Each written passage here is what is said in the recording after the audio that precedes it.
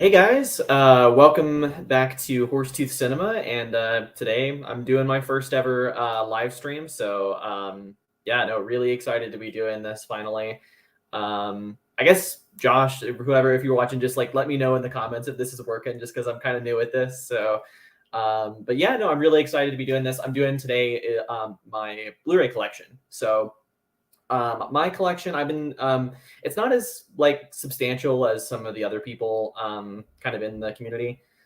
Alrighty, thanks Josh, appreciate that. Cool. so um but yeah, no, I definitely, I want to build it up a lot more over time, and I've got a decent amount of stuff to show here. I'll get it through a couple comments and then we can go get into it. First of all, from Josh, hey Jackson, great to see you live. Thanks so much, Josh. Really appreciate this. Yeah, thanks for being the first one to stop by.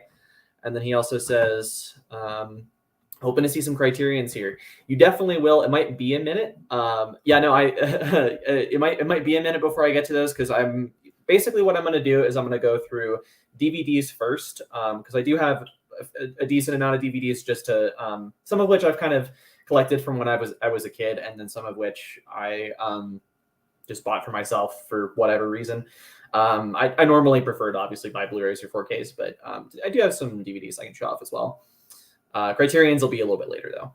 And then, yeah, weird to see the shelf empty. Indeed, it's weird for me as well. Just got this is actually my books. This is actually a book that I've been studying and taking notes with for my degree. So I just put that there for some reason. But we've also got Matt here. It says, hey Jackson. Hey Matt, how's it going? Thanks for tuning in. With that, I'll go ahead and get into DVDs. So let's go. The first one here in the pile is a classic, and that is Alien by Ridley Scott, of course. Yeah, no, I love this movie. I saw it relatively late. I know my parents have had this DVD forever, but I only saw this like a few years ago, and obviously loved it. I think it's fantastic. I like Aliens, but I like it less than Alien for sure. I think Alien's a better horror movie than Aliens is an action movie. Alien 3 is fine, and then it's not great, but I do want to see the director's cut, and then I haven't seen anything else. So there's that. Comments. DVDs are always fun. Some movies don't have a Blu-ray, so I have to watch shitty DVD quality. Yeah, and actually, like it's definitely like I feel like you do get a wider variety of stuff available if you do have DVDs. So over time, I think I'll probably still buy them, but mostly stuff that's just not available on Blu-ray or 4K yet. Got Mark says, hey dude, hope you're doing well. I am. Thank you so much for tuning in, Mark. Hope you're doing well also. Is Criterion your favorite label? It's definitely one of my favorite labels. I know that there's a lot of editions. I do think that the prestige that gets thrown on Criterion is warranted, but it's also a little bit can be overstated sometimes. There are definitely transfers that are better if you get the Arrow version or something like that. So it's not the end all be all, but it is one of my favorite labels for sure. Josh says, I started Alien, found it hard to finish, still have it. Okay, interesting. I mean, whatever you like, man, but I love it. And then Mark says, I liked Alien, but haven't bothered with the sequels. Aliens is definitely worth checking out, and I actually really want to check out Prometheus and Alien Covenant as well. Not so much Resurrection, which I haven't seen yet. So let's go ahead and get into a couple other ones. Next up, we got actually one of my favorite comedies of all time, really, and that's Best in Show, directed by, is it Christopher Guest? I think that's his name. Yeah. This is a really, really funny movie. Basically, it revolves around like a dog show, and you get to see a lot of the quirkiness of these owners, and it's a really cute movie if you're a dog person, especially. It's definitely one of those movies. It's like kind of a feel good movie for me. If I'm having a bad day, I'll definitely throw something like this on. So yeah, really recommend this one if you haven't seen it. It's a pretty underrated comedy. I think I've seen Jason talk about it on his channel. Next up, we've got Black Swan, which is definitely one of my favorite Darren Aronofsky films. Aronofsky's a director I actually have a hard time with sometimes. I think some of his movies get a little bit too consciously arty, a little bit too pretentious, trying to shove this obvious message down your throat. And this one has a little bit of that, and actually I think this movie is kind of funny for that reason. But at the same time, I do think this does achieve a lot, and it is very disturbing and emotional by the end of it as well. So I do really like this movie. Definitely one of my favorites from Aronofsky for sure. Next up, we have a weird one, Dark Shadows by Tim Burton. I actually kind of like this movie. I know this is kind of viewed as like one of his worst, and a lot of people say like after this they just stopped tuning into his career. But I don't know. I definitely think this is a lot better than his like Alice in Wonderland, and what's the other one? Charlie and the Chocolate Factory. It's just kind of a weird, goofy homage to a TV show that he liked. And Eva Green is amazingly sexy in it. So it's worth watching for that reason. And Johnny Depp does ham it up pretty good. It's definitely got weak characters and stuff, but it's not too bad, I don't think. Next up, we have one that I have had for a while. Some of these I just kind of took from my parents' collection because they're not as into physical media much anymore. And I just kind of took what I was interested in. I may have seen this when I was a kid. I don't remember for sure, but I either way, I really want to go back to it. Deja Vu by Tony Scott. I heard this is one of his best movies. It's great performance by Denzel Washington, people say. I've heard it's similar to Tenet, kind of. I've heard it's kind of confusing and fun. So yeah, I don't know much about this, but definitely want to check it out soon. Next, we've got definitely one of my favorite movies ever, Star Wars: The Empire Strikes Back. I don't think this is one of the old laser discs that has the original cut of the movie. I have to double check because obviously, famously, you can't watch the original Star Wars cuts anymore. So I'll have to check this. I know my grandpa used to have the VHS tapes that had the original cut, so I've definitely seen them before. It's just been ages and ages, but yeah, no, definitely the best Star Wars movie for me. Really surprisingly emotional and kind of dark in a lot of ways. Yeah, great movie. With that, let's definitely go through a few comments. So, what was the last one? Alien Covenant's quite underrated for me. I liked it quite a bit. Yeah, I've heard kind of one thing I've heard is that people who like Prometheus don't like Alien Covenant and vice versa. So I find that dynamic kind of interesting, and it makes me want to check out both of them for sure. Josh also says, Best in Show, Guest is a funny spoof guy. Yeah, he definitely is. He acts in the movie as well. He plays the guy who owns the Bloodhound. Hilarious dude. Yeah, I really want to check out more of his stuff because Best in Show has been one of my favorites for a long time. I've got Sam here. Hey, Sam. Thanks for dropping by. Really cool dude here. He says, hi, Jackson. Hope you're well, bud. We'll catch your Blu-ray collection on Playback, mate. Speak soon, man. Yeah, no worries. Totally just catch it on Playback or whatever you can do. No worries about that at all. Josh says, love Black Swan. Yeah, definitely. It's, like I said, it is one of my favorite Aronofsky movies. I'd say my favorite is probably The Wrestler, which is funny because that's the one where he's like, it's like the least Aronofsky movie in terms of the style, but, I like it a lot. Tim Burton is a weirdo. Yes, definitely is. Yeah, his career is just bizarre, especially the stuff he's been doing in the last 10 years. Mark says, I have a love-hate relationship with Aronofsky, love The Wrestler and Requiem for a Dream, but hate Black Swan and Mother. So actually, I have a similar thing. So I'm not sure if I hate any of his movies that I've seen. I haven't seen The Whale. I feel like I might hate The Whale. But I actually, so I really like Black Swan and The Wrestler. And I actually don't like Requiem for a Dream or Mother very much. So those are, yeah, people are kind of, he's definitely a divisive guy for sure. Josh says Deja Vu is a weird movie. Yeah, I can imagine. I've heard there's a scene there's like these goggles that he has where he can kind of see into like back in time or something like that. I've heard it's really weird. Tony Scott's a cool director though. We have that Star Wars DVD. Well, I haven't watched this DVD in a while, so maybe you can let me know if it has the cut before George Lucas kind of went back and did all his special edition bullshit. I don't think I've seen Deja Vu, but you can't go wrong with Denzel. Yeah, no, Denzel's amazing. Even in movies that like otherwise would be kind of like whatever. For me, like he's really good. Like I don't know if I have it, but The Great Debaters, which he actually directed that movie too. I think it's a pretty good movie, and especially his performance, like, is very compelling in it. I'll go ahead and a few more. This one I bought for myself a while back, Evil Dead 2. I just knew I had to own this. I just saw it in Walmart for like $2 and was like, that's mine. Obviously, I want to upgrade to the Blu-ray or 4K at some point soon, but I don't know. I just can't not own this movie. It's just too fantastic. Next up, I got this actually super recently, like a few days ago. It was right when that video store in my hometown was closing. They were just doing a sale, like everything goes type sale, and I picked up Fargo, which is definitely my favorite Coen Brothers movie. Actually, I don't know. No, yeah, definitely is. Yeah, I was too confident there. But yeah, Frances McDormand is amazing in this. It's a really great script. It's really, really funny. Obviously, the whole wood chipper sequence with Steve Buscemi is great. But yeah, no, just lots of really great directing in this too, like the kind of interactions between characters and clever stuff that's done with the camera. Yeah, awesome movie. Next up, we got probably David Fincher's most underrated movie, and that is The Game. I actually watched the Criterion of this from the video store before it was closing recently, and that transfer is amazing. I probably do want to upgrade to that at some point. They did a really good job with it. But this is yeah, I think this is a really funny movie, even though it's kind of marketed as like a dark thriller. It is, but it's also just like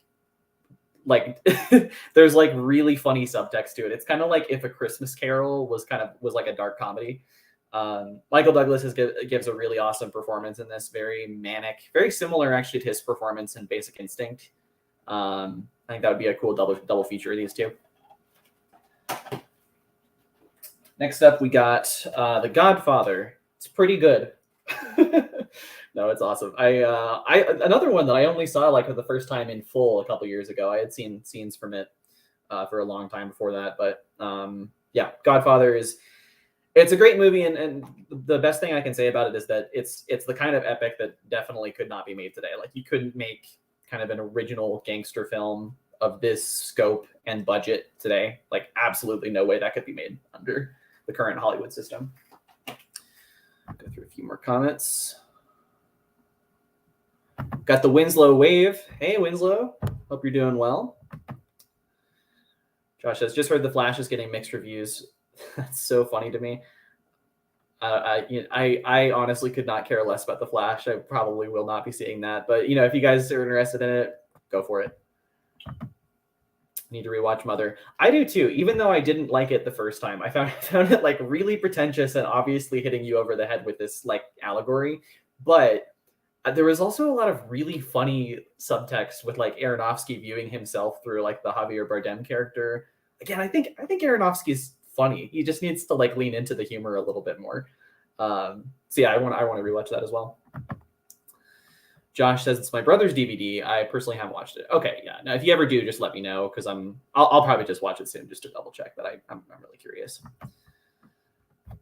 Mark says I saw Deja Vu in theaters and I can't remember any of it. Ironic. Deja Vu is good. It's like Tenet and Vertigo mixed with Tony Scott's kinetic style. Awesome. That sounds fantastic. I'll get to Vertigo later, but the other mentions like Tenet and Tony Scott's style. That all sounds great.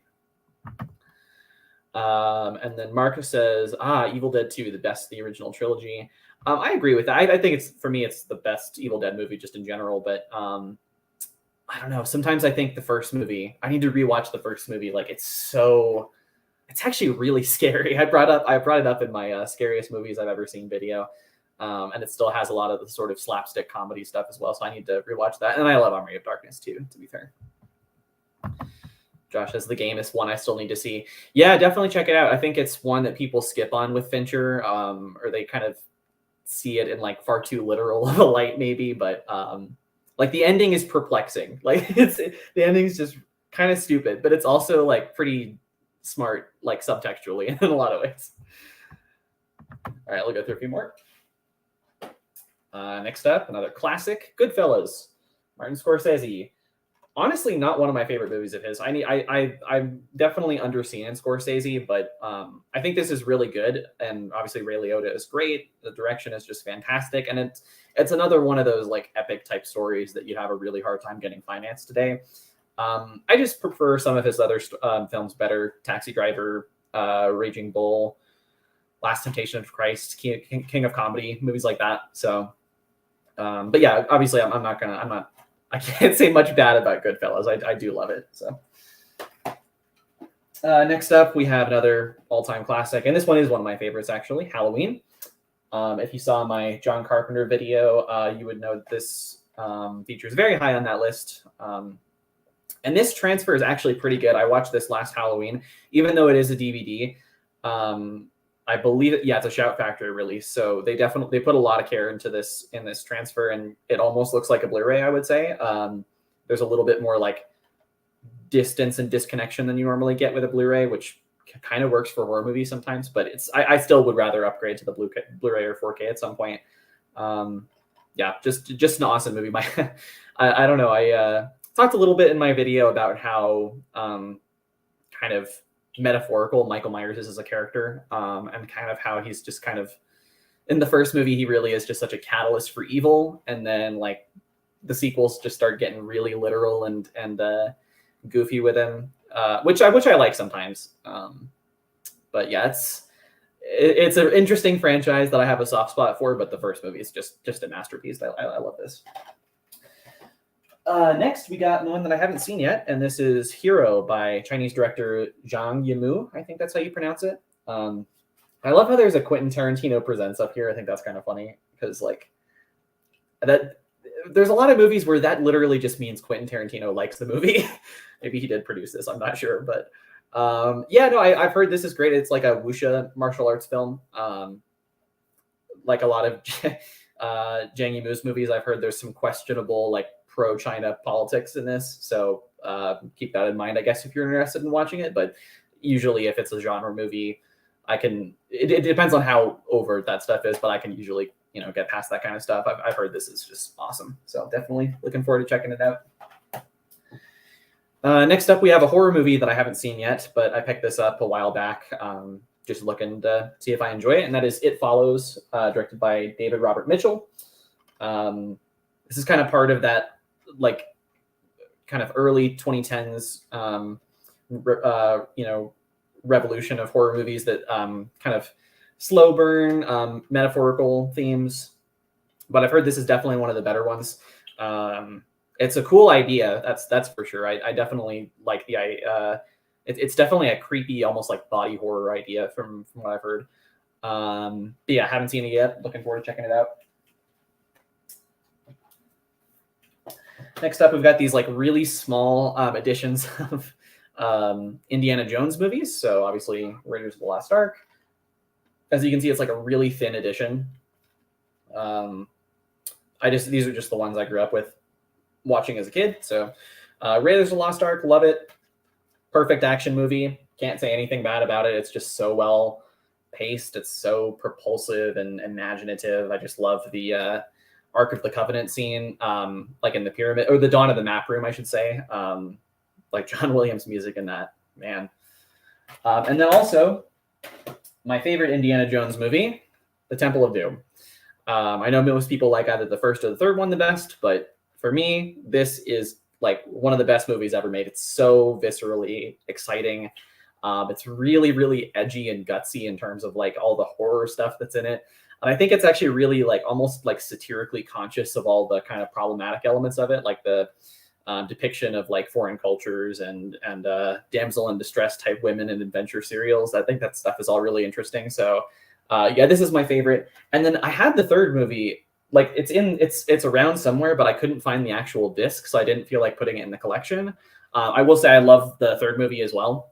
I just don't have it on a DVD in this collection right now, but definitely I'll probably just upgrade to the 4K box set pretty soon. So, all right, it's gonna go through a couple more comments. So just Winslow said, read any good books on film? Yes. So there's a couple like reference book reference books, I should say, that I have about film that I don't remember the titles of off the top of my head.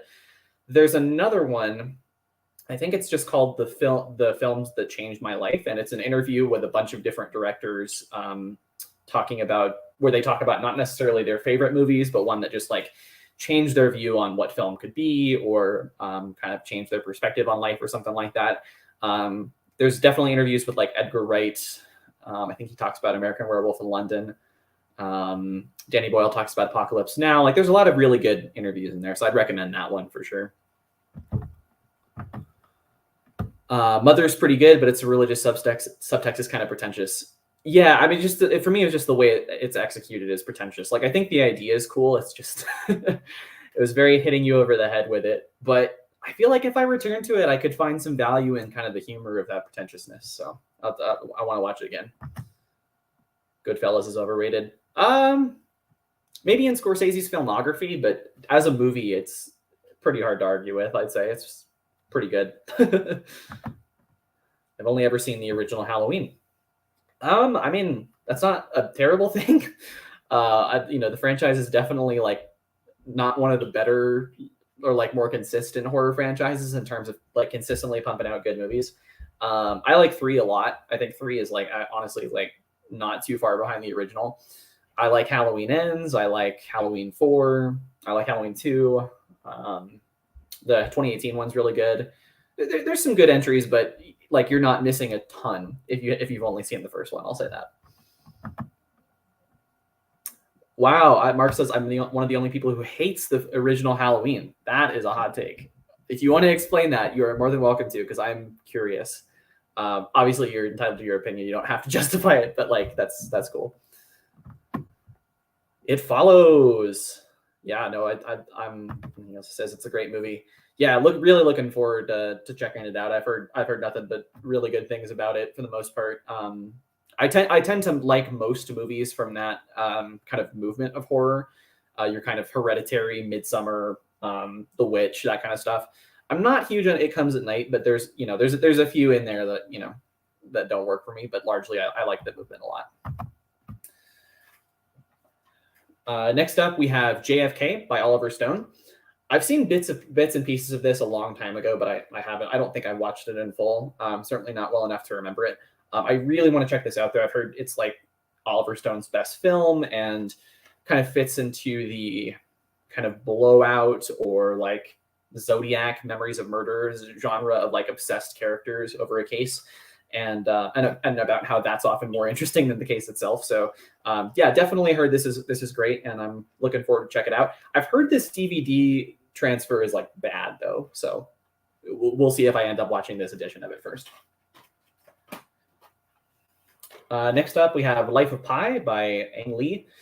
I understand why some people don't like this movie, but I grew up with it, and it's just such a visual like spectacle.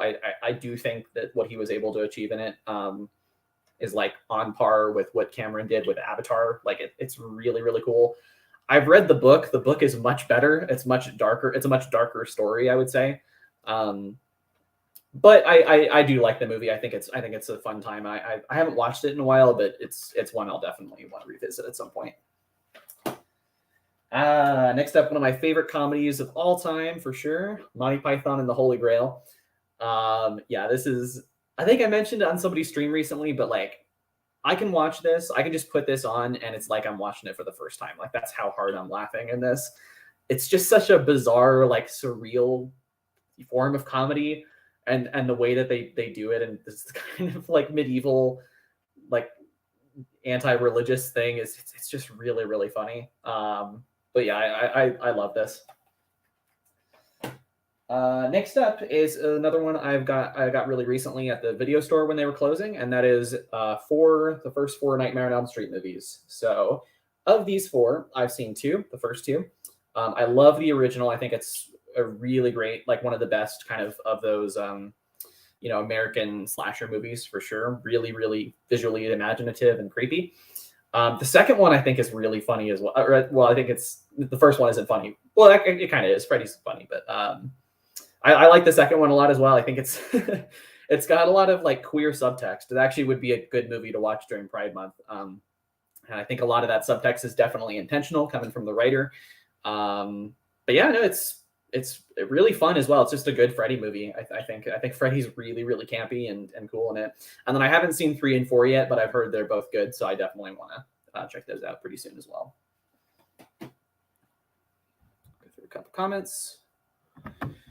Winslow says, I'll check that one out. I'm currently reading Easy Riders and Raging Bulls. It's interesting look into the American New Wave filmmakers and the industry, although it's a little gossipy. Okay, cool. Yeah, I definitely want to read more books on film, but I'm just kind of busy with reading other stuff lately, like kind of academic texts for my degree. So yeah, let me know how those are. Josh says, I gotta go as I have to watch Master Gardener and work on a video, but I'll catch the rest on replay. Have a great one, Jackson. Well, Josh, I'm like super jealous that you're watching Master Gardener because it's not playing anywhere near me, and I'm mad at my theater for not showing it. But let me know how it is. I'm really excited to watch that. Have a good one, Josh. Going to read Tarantino's Cinema Speculation next. Yeah, I've heard good things about that one. Yeah,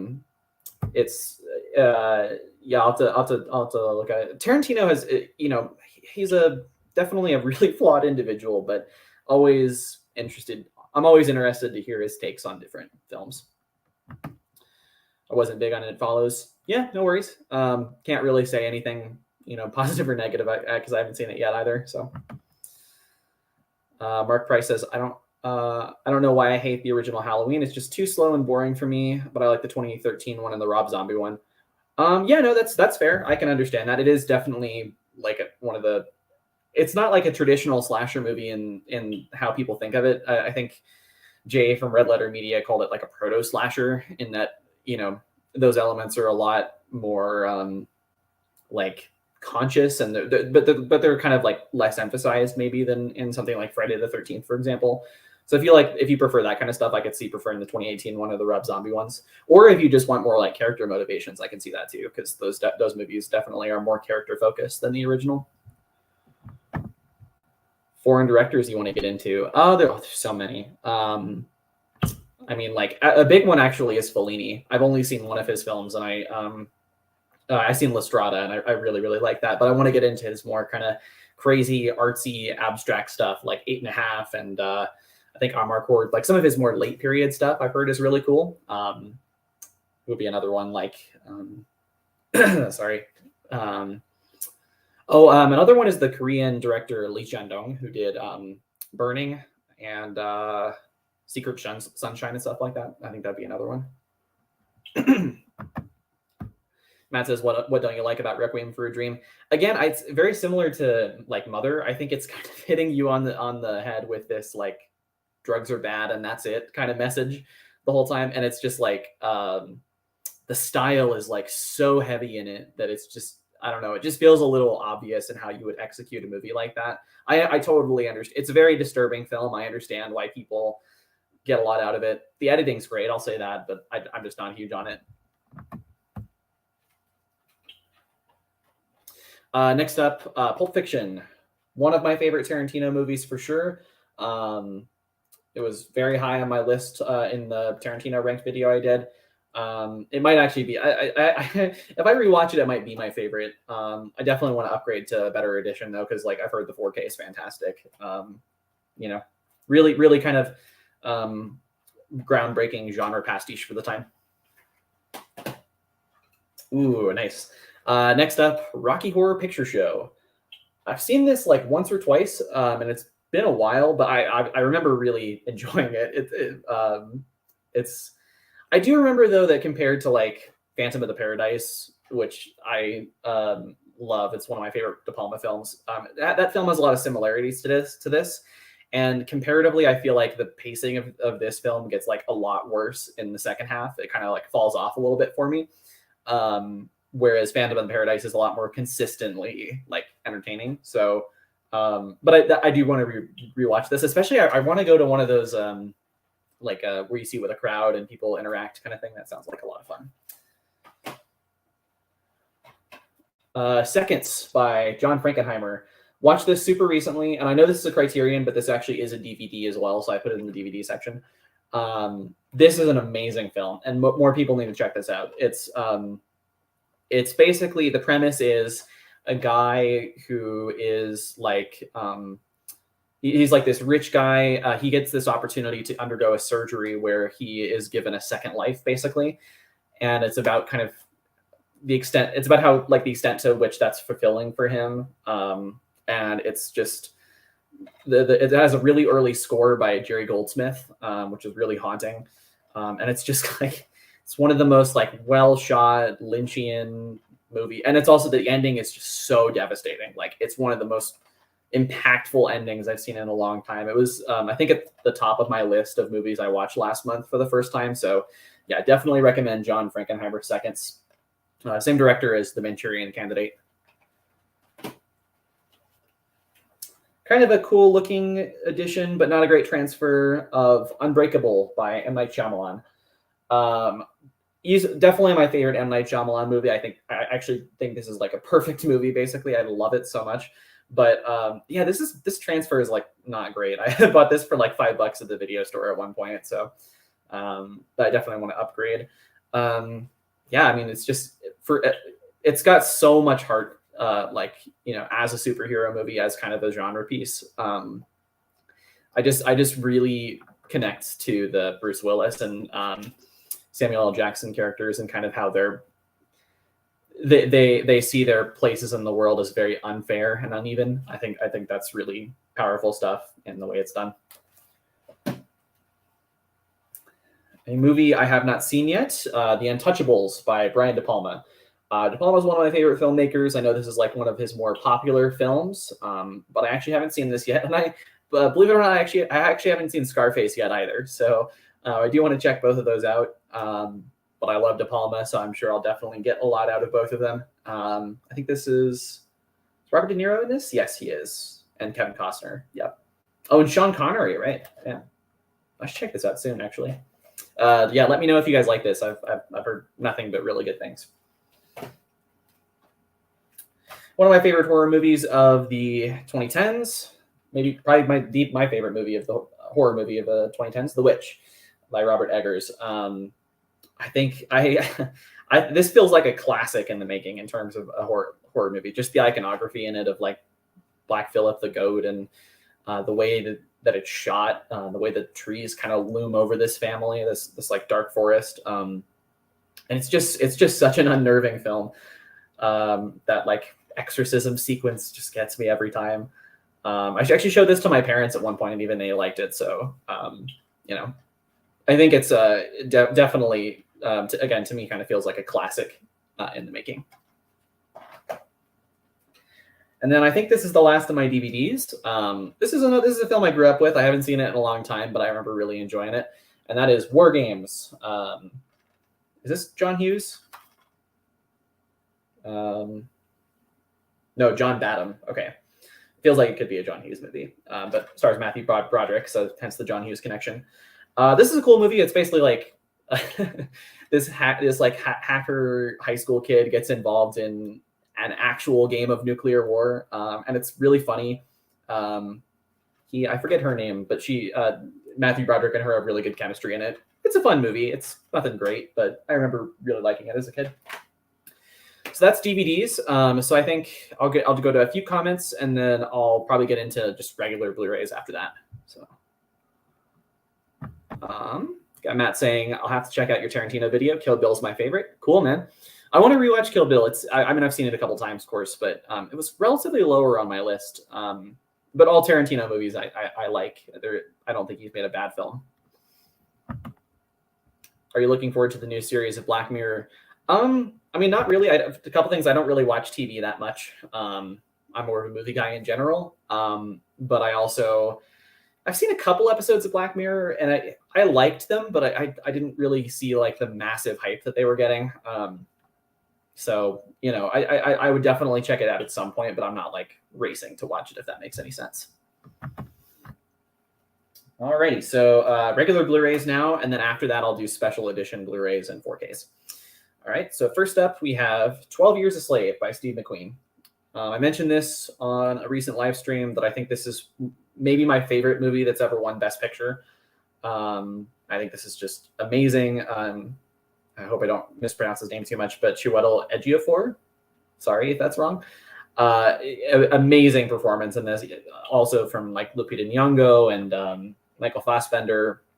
It's a really brutal movie about slavery, but I think to understand the truth of slavery, like it's a really great movie to watch in terms of just how unrelentingly brutal it was to the human condition. So yeah, love this movie. Next up, 2001, A Space Odyssey. Hot take, this is a pretty good movie. Obviously, Stanley Kubrick. One of my favorite movies of his for sure.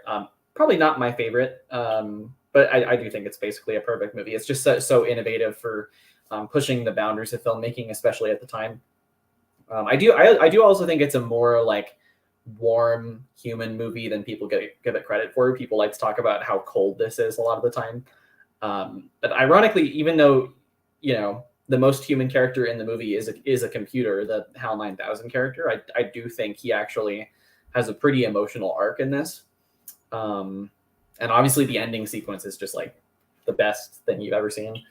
So yeah, obviously great movie. Next up, another one of my favorites, American Psycho, starring Christian Bale. One of my favorite like dark comedies.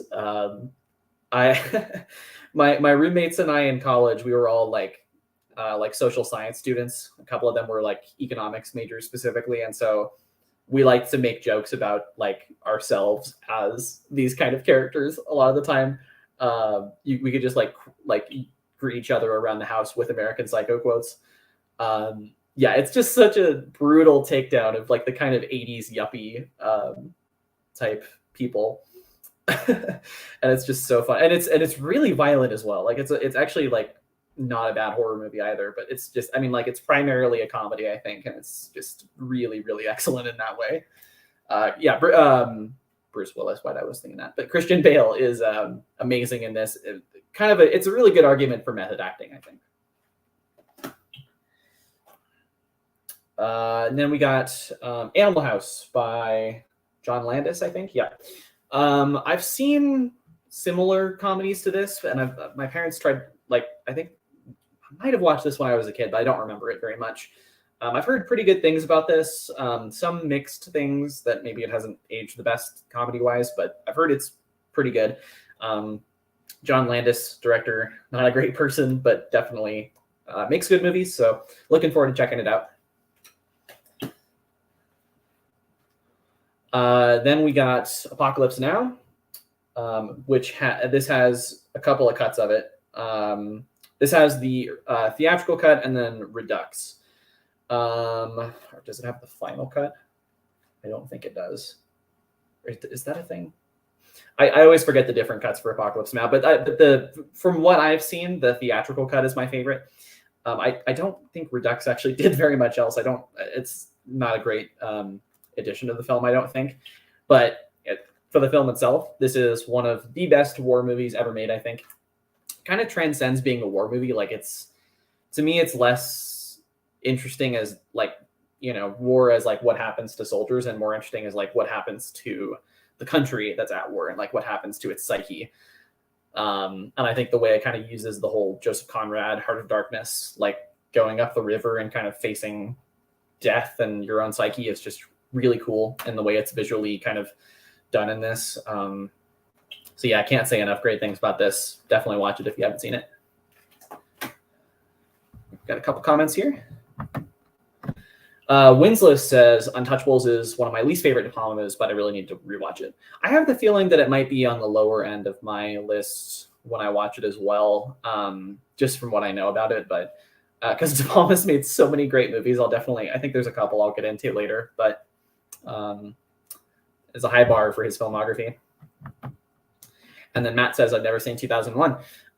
It's an intimidating watch, I feel like. There's a lot of pressure not only to just see it as like a classic movie, but also like there's pressure to see it in the best, you know, format possible. Like go see it in 70 millimeter at a theater or something like that. But I think just watch it as a movie. Like just put it on even if it's on Netflix or like a Blu-ray at home. I think that's a really good setting to watch it in. That's how I watched it for the first time.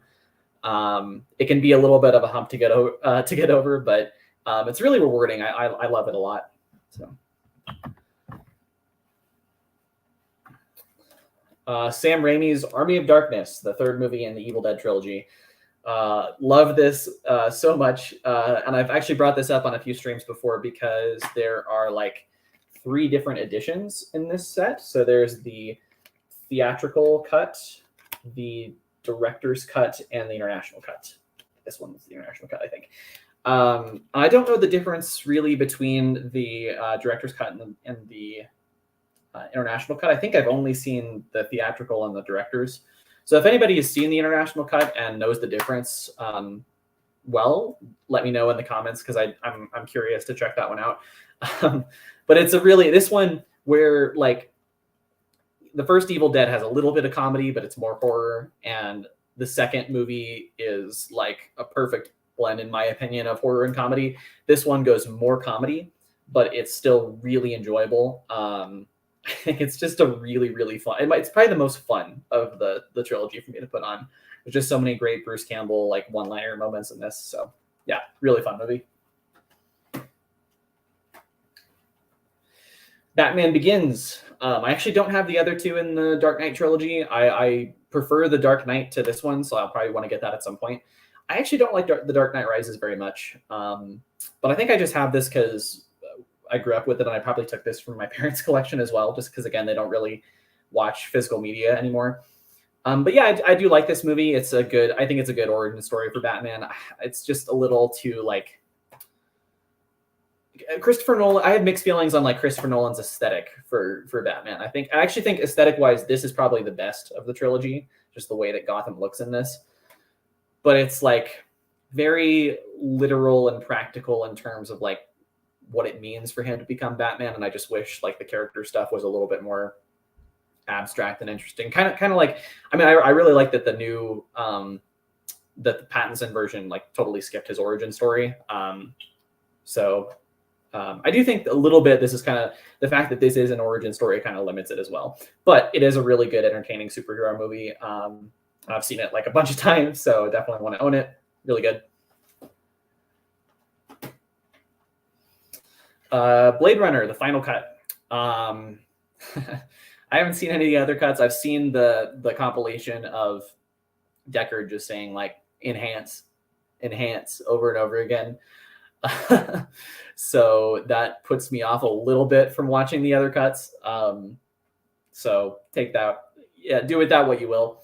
But otherwise, especially the final cut, I think Blade Runner is a masterpiece. It's just such a beautiful vision of kind of like the cyberpunk kind of headspace, and has really interesting ideas about like the nature of consciousness and AI and stuff like that.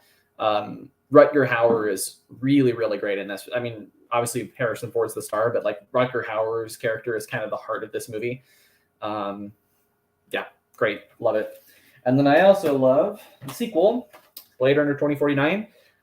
Just about as good as any sequel you could ask for, really. I mean, it's, it doesn't like it doesn't, answer the ambiguous questions of the ending of the first movie. It just expands on those questions and leaves you wondering more. It's just really, really kind of thoughtful. Actually, we have Matt in the comments. I am a big fan of 2049. I think it's awesome. There are days I think I prefer it. I think the story might be better, just in the sense of like Ryan Gosling's character does a lot more detective work, and that detective work is more like engaging than it is in the first Blade Runner movie. I do think the like world building and aesthetic of the first Blade Runner movie is a lot more impressive. But like I can't really say many bad things about this. I love it a lot. And I totally see why a lot of people prefer this new one. I know Norin is like the biggest fan of this movie. So yeah, really, really awesome. Definitely the kind of sequel that we should demand from Hollywood. Okay, so this one has 3 movies in it. So this is the 3 of the Daniel Craig James Bond movies. I know it doesn't include the other 2, but I bought this one time at the video store, got a decent deal on it. So this has Casino Royale, Quantum of Solace, and Skyfall. I would say definitely Casino Royale is my favorite. It's probably my favorite Bond movie in general.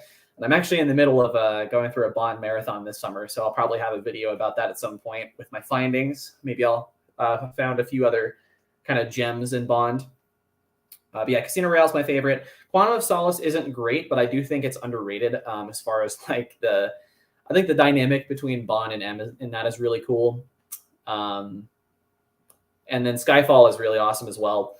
Probably one of the best Bond villains with Javier Bardem's Silva. Yeah, I think the Daniel Craig era is rated. I think most people really like it, and I'm definitely in that camp as well.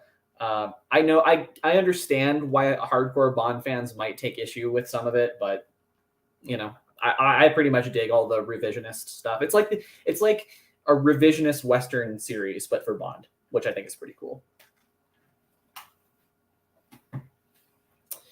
Terry Gilliam's Brazil. Probably my favorite Terry Gilliam movie, even though I mentioned that Monty Python and the Holy Grail is, one of my favorite comedies ever. But yeah, this is just a brilliant kind of 1984 adaptation. 1984 is kind of a hard book to adapt. One, because we live in a society kind of message is a little too like dry and obvious. And also just like, it's such a sterile, cold world. And I think a brilliant way to bring it to life is by making it such a fantastical, imaginative world. Like, even though it's 1984, like there's a scene where, a dude with wings fights like a samurai monster kind of thing in it. It's really fun. The ending's devastating. It's really awesome. I definitely make sure that you get the, what's it called? Just the final cut, the director's cut, basically. Don't watch the stupid Love Conquers All ending, because that's dumb and not what Terry Gilliam wanted. Definitely watch what the director wanted. Color Out of Space, directed by Richard Stanley. It's an H.P. Lovecraft's adaptation. I've actually read the original Lovecraft story, and I liked it a lot. It makes me want to read more Lovecraft, honestly.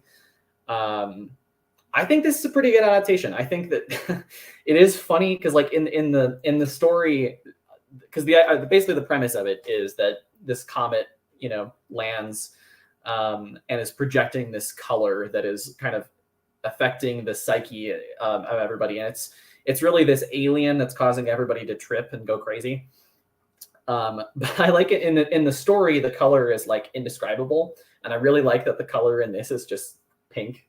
Kind of a clever way to do it, but yeah, I think it's an awesome movie. Nick Cage goes crazy in this.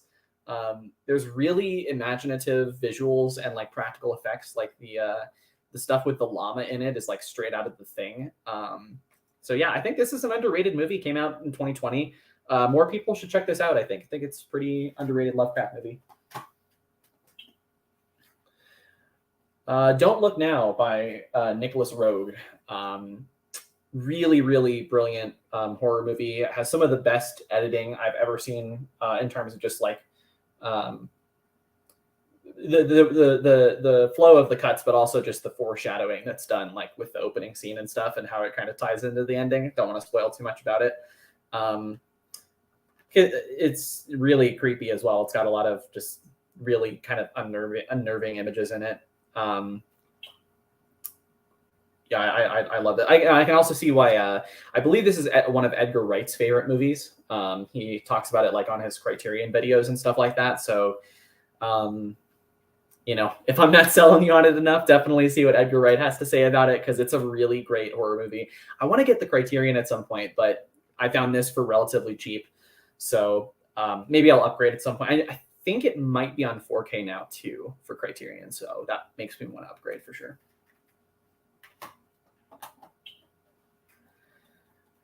Drive by Nicholas Winding Refn, or Winding Refn. I don't know how you pronounce it, but yeah, awesome kind of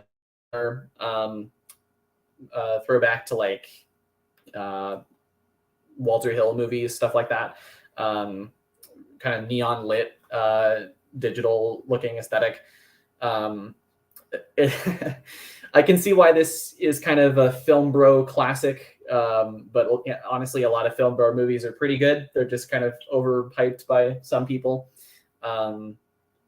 I definitely want to get this a rewatch as well. I think I could probably get even more out of it, but it's just a really kind of the style of it definitely stuck with me for sure. It makes me want to check out more Nicholas Winding Refn. I've seen this one, and then I've also seen The Neon Demon, which I liked, but I liked less than this, I think. But I really want to check out his miniseries, Too Old to Die Young. Anybody in the comments, if you've seen that, let me know how that is, because he's a really cool director, and I would like to see more from him. Dune, or Dune Part 1, from Denis Villeneuve. Great movie. I think it's a really, really good adaptation of the book. Much better an adaptation than the David Lynch movie, although I do like the David Lynch movie also. But yeah, I mean, I think this is kind of, especially, I'm super excited to see where they go in Part 2, because I think they're kind of going to get into the really kind of Lawrence of Arabia, like tragic stuff that the novel gets into. And I'm really excited for that. Just the visuals in this are so good. It makes I probably should have waited to buy the 4K for this, but because I would love to see that worm in 4K on my screen at home. So yeah, really awesome. And then Dunkirk. I think this is my favorite Christopher Nolan movie. I think it's a really, really like brilliantly kind of stripped down war movie, in that it kind of goes away from a lot of the character stuff that can take me out of certain war movies. Because I think oftentimes an important aspect of a war movie is to like put the audience in the headspace of what it feels like to fight in a war. And sometimes if you go to like genre cliches with character stuff, it can take away from that. And I think this is a really brilliant way of just being like, we're not going to have any of that character stuff. It's just going to be about experiencing the event. And in that sense, I think it's like perfect. I mean, I love this. So yeah, I'd have to rewatch a couple of other of my favorites from Nolan, but this is probably my number one if I did a list. Let's go through a couple comments. Who would you like to see play Bond? There's a few people I think could do it. I honestly, the one that really sounds the best to me, and I don't think he'd be able to do many movies, maybe just like one or two, because he is older now, but Idris Elba, especially his recent filmography with stuff like Beast and 3,000 Years of Longing, and even his TV show, is it Luther, I think it's called. Yeah, he just exudes Bond. Like, he could definitely do it really well. Again, he seems older. Like in 3,000 Years of Longing, his whole character, it's about an old person romance. So it'd be awkward to see the guy who does that go and play Bond. But I think he could do a really good job. And I think he would work tonally for probably where they're going to go next. So that would be my pick. But I could see some other people being good Bonds as well. Got Jason here saying, hey, how's it going, Jason? Hope you're doing really well. Good to see you. That's what Matt says as well. And Matt says, I love Dune, currently reading the book. I am also currently reading the book, but I have a lot of other things to read on this, as well. So I'm kind of reading the book on the side for a while. It's dense, isn't it? Like it's not the, all the inner monologue can be kind of difficult to understand sometimes, but at the same time, it reveals a lot of really cool like character motivations. So it's a really good book. I do want to finish it at some point. All right, so another stack of Blu-rays here. Gaspar Noé's Enter the Void. This is a trip and a half of a movie. Basically, it's about a character. I don't even think this is a spoiler because it's literally just the plot of the movie. But like, a character dies, and then you experience the rest of the movie as kind of the first person point of view of his spirit. And it is like, if you think 2001, like the last 20 minutes of that are trippy, watch this. This is nuts, but it's amazing. I think it's my favorite Gaspar Noé film. It's kind of, goes into a lot of themes that he's really interested in about death and rebirth, kind of the cycle of life. And also it's just a great, film about Noé's philosophy of like kind of, experiential filmmaking and kind of seeing disturbing things like but experiencing them as opposed to just being a voyeur. Yeah, awesome movie. John Carpenter's Escape from New York. This was relatively high on my John Carpenter rank video recently. Yeah, this is like his best cool vibes movie, I would say. It's a really cool, like, kind of dystopian sci-fi action-ish movie. The action's definitely the weaker part of it, but it's just such a great vibe. It's a really great movie to just kind of hang out with these characters like Snake Plissken and Cabby, like the Ernest Borgnine character, and Adrienne Barbeau. It's just a really awesome stacked cast. Definitely want to rewatch this pretty soon. Eyes Wide Shut, maybe the most underrated Kubrick movie. I feel like if I rewatched it, it could like get into that tier of like all-timer Kubrick. For now, it's like just below that for me.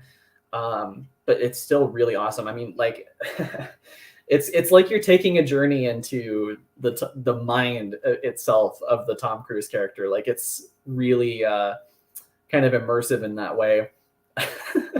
There's a lot of goofy stuff in it too. Like the orgy scene is kind of just like goofy out of context, but in context, I feel like when you watch the movie and you're experiencing it through this character, it is terrifying, and kind of inspired a lot of other, directors to do the same thing. Also, I think it's just like when you look at Kubrick's filmography, most of his films before this one like were very much attached to like standard Hollywood genres like sci-fi or like dystopia. There's like he did it like a gladiator epic and stuff like that. Whereas this, and obviously The Shining was a horror movie. This one does not feel like that. At first, it feels like his most like experimental kind of European art house film. And in that sense, I think it's a really cool jump for his career. And it's a movie I think people need to revisit. There's a lot that I think people look over with this.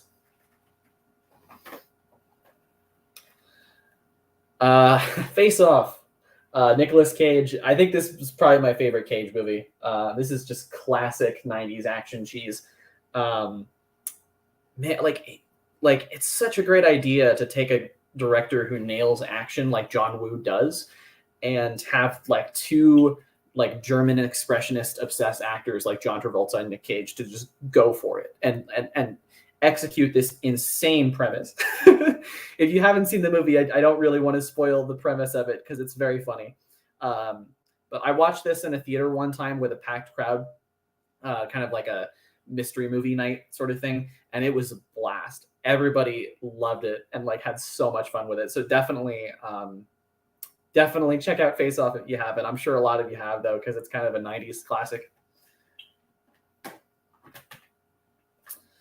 Rambo: First Blood. Haven't seen it in a long time, since I was a kid, really, but definitely stuck with me. It's a really, it's a strange movie to think about in the context of where the rest of the franchise went, because it just kind of became, the franchise just kind of became this really cheesy action movie, like action hero type thing, which I don't mind at all. Like, I think that's cool, but like the first movie is just kind of a lot more dark and stripped down and kind of about this human story of a war veteran with PTSD and kind of him being very like disillusioned with the system and everything. So I remember it being really cool. And obviously the action in it is really like immersive. The kills are brutal, from what I remember. So definitely want to revisit this pretty soon. The original Swedish, The Girl with the Dragon Tattoo. I have not seen this yet. I bought it kind of like an impulse buy at the video store a while ago. I've only seen the David Fincher version, and I wasn't huge on it. It's fine. It's really well directed, but I do think it's one of Fincher's weaker films. And I'm really excited to check this out because I want to know if that was more like the source material is just kind of weak, or if it is like Fincher did a remake of kind of like retreading a good story, but with like less kind of enthusiasm maybe. Because I've heard pretty good things about this. I love the lead actress, Noomi Rapace, or Rapace. I never know how to say her name, but she's awesome, and she seems like she'd be the perfect Elizabeth, as opposed to Rooney Mara. So, Heat, one of my favorite gangster crime films ever. Probably my favorite Michael Mann film. Yeah, this is just such a kind of what I was saying earlier about like The Godfather and Goodfellas being movies you can't make today. I don't think you could make Heat today either, just in terms of a movie with this scope and scale for a crime movie. Obviously, everybody talks about the diner scene, the Al Pacino and Robert De Niro kind of meeting each other, and it's like the cop and criminal are like, they it's the classic we're not so different after all sort of scene that's been replicated a lot with stuff like The Dark Knight. But it's just such a beautiful, like poetic crime story. It's almost like spiritual. I really do want to revisit this because it's just such a, like, you connect with the characters so well. Hoosiers, pretty good sports movie. I saw it when I was a kid, and it's been a long time, but it was one I just kind of grabbed from my parents' collection as well. I like sports movies. Basketball is my favorite sport. I remember this being good but not great, so I want to revisit it and see if it's any better than I remember. The Hunger Games: Catching Fire. The only one of these I own. The only one I would consider the only one of these I would consider to be really good. There's a couple other good ones, and then one bad one. I don't like the last one very much, but I think 1 and 3 are pretty good. This one's really good. This one's like a great adaptation of the book, and it's the best book in the series in terms of just kind of the character elements between like Katniss and President Snow. It's kind of a really cool like cat and mouse game. And the action is a huge step up from the first movie. The first movie is like, the action in that is like really shaky. Like it feels like it was directed by some of those Bourne knockoff directors like Olivier Megaton and stuff like that. But no, this one's really good.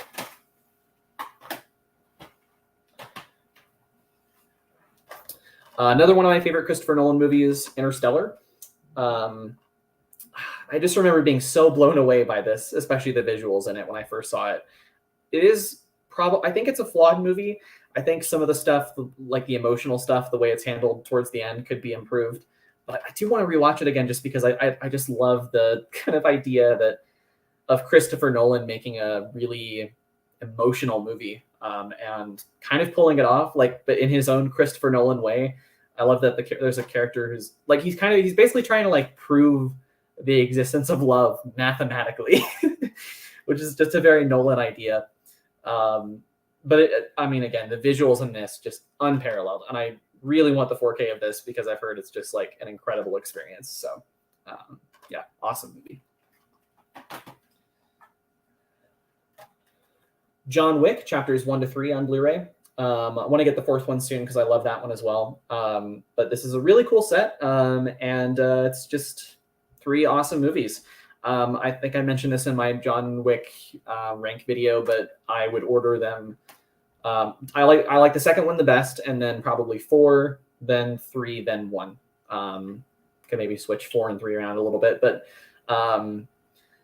I just like, I get why people like the first one the most, but I just feel like the sequels expanding it into this like, really like intricate and complicated crime world, and but while still keeping like the crazy style of the first movie and expanding on that style. It's just amazing. I love these movies a lot, and I can't wait to get the 4th one. Let's go through a few more comments. Do you watch animation? I do. I don't own a ton of animation. I do own a couple, and I'll get to them pretty soon. But yeah, no, I mean, I like Pixar. I like Ghibli. I like independent animation. I like some Disney films, especially like early ones. So yeah, definitely. I mean, it's, animation's a medium. It's not a genre. So it's, it's, oh, and also a few more, mentioned, like other anime movies, like Akira is great, Satoshi Kon movies. I'll definitely get to that. But yeah, animations, for sure. I wish I owned more than I do, for sure. Heat is a masterpiece. It is. Yeah, it's like it's really hard. Like I get why people can prefer other Michael Mann films. There's a couple I'll get to, I think. But I don't know. There's nothing he's ever done with the scope and the emotional connection of Heat. I love it. What's your favorite basketball movie? It honestly might be Hoosiers. Like I haven't seen a ton of them from what I remember. It's definitely not Space Jam 2, that's for sure. One I really want to check out that I haven't yet is Hoop Dreams. It's a documentary about people trying to make it in basketball. It's supposed to be like really devastating and kind of emblematic of like the U.S. and kind of ambition more broadly. So that sounds great. Jason says, I know you like dark and bleak movies. Do you watch any movies just for dumb fun? Absolutely. I mean, sometimes those movies tend to be dark as well. I mean, like, you know, I watch a lot of exploitation movies and like kind of schlocky, you know, 70s stuff.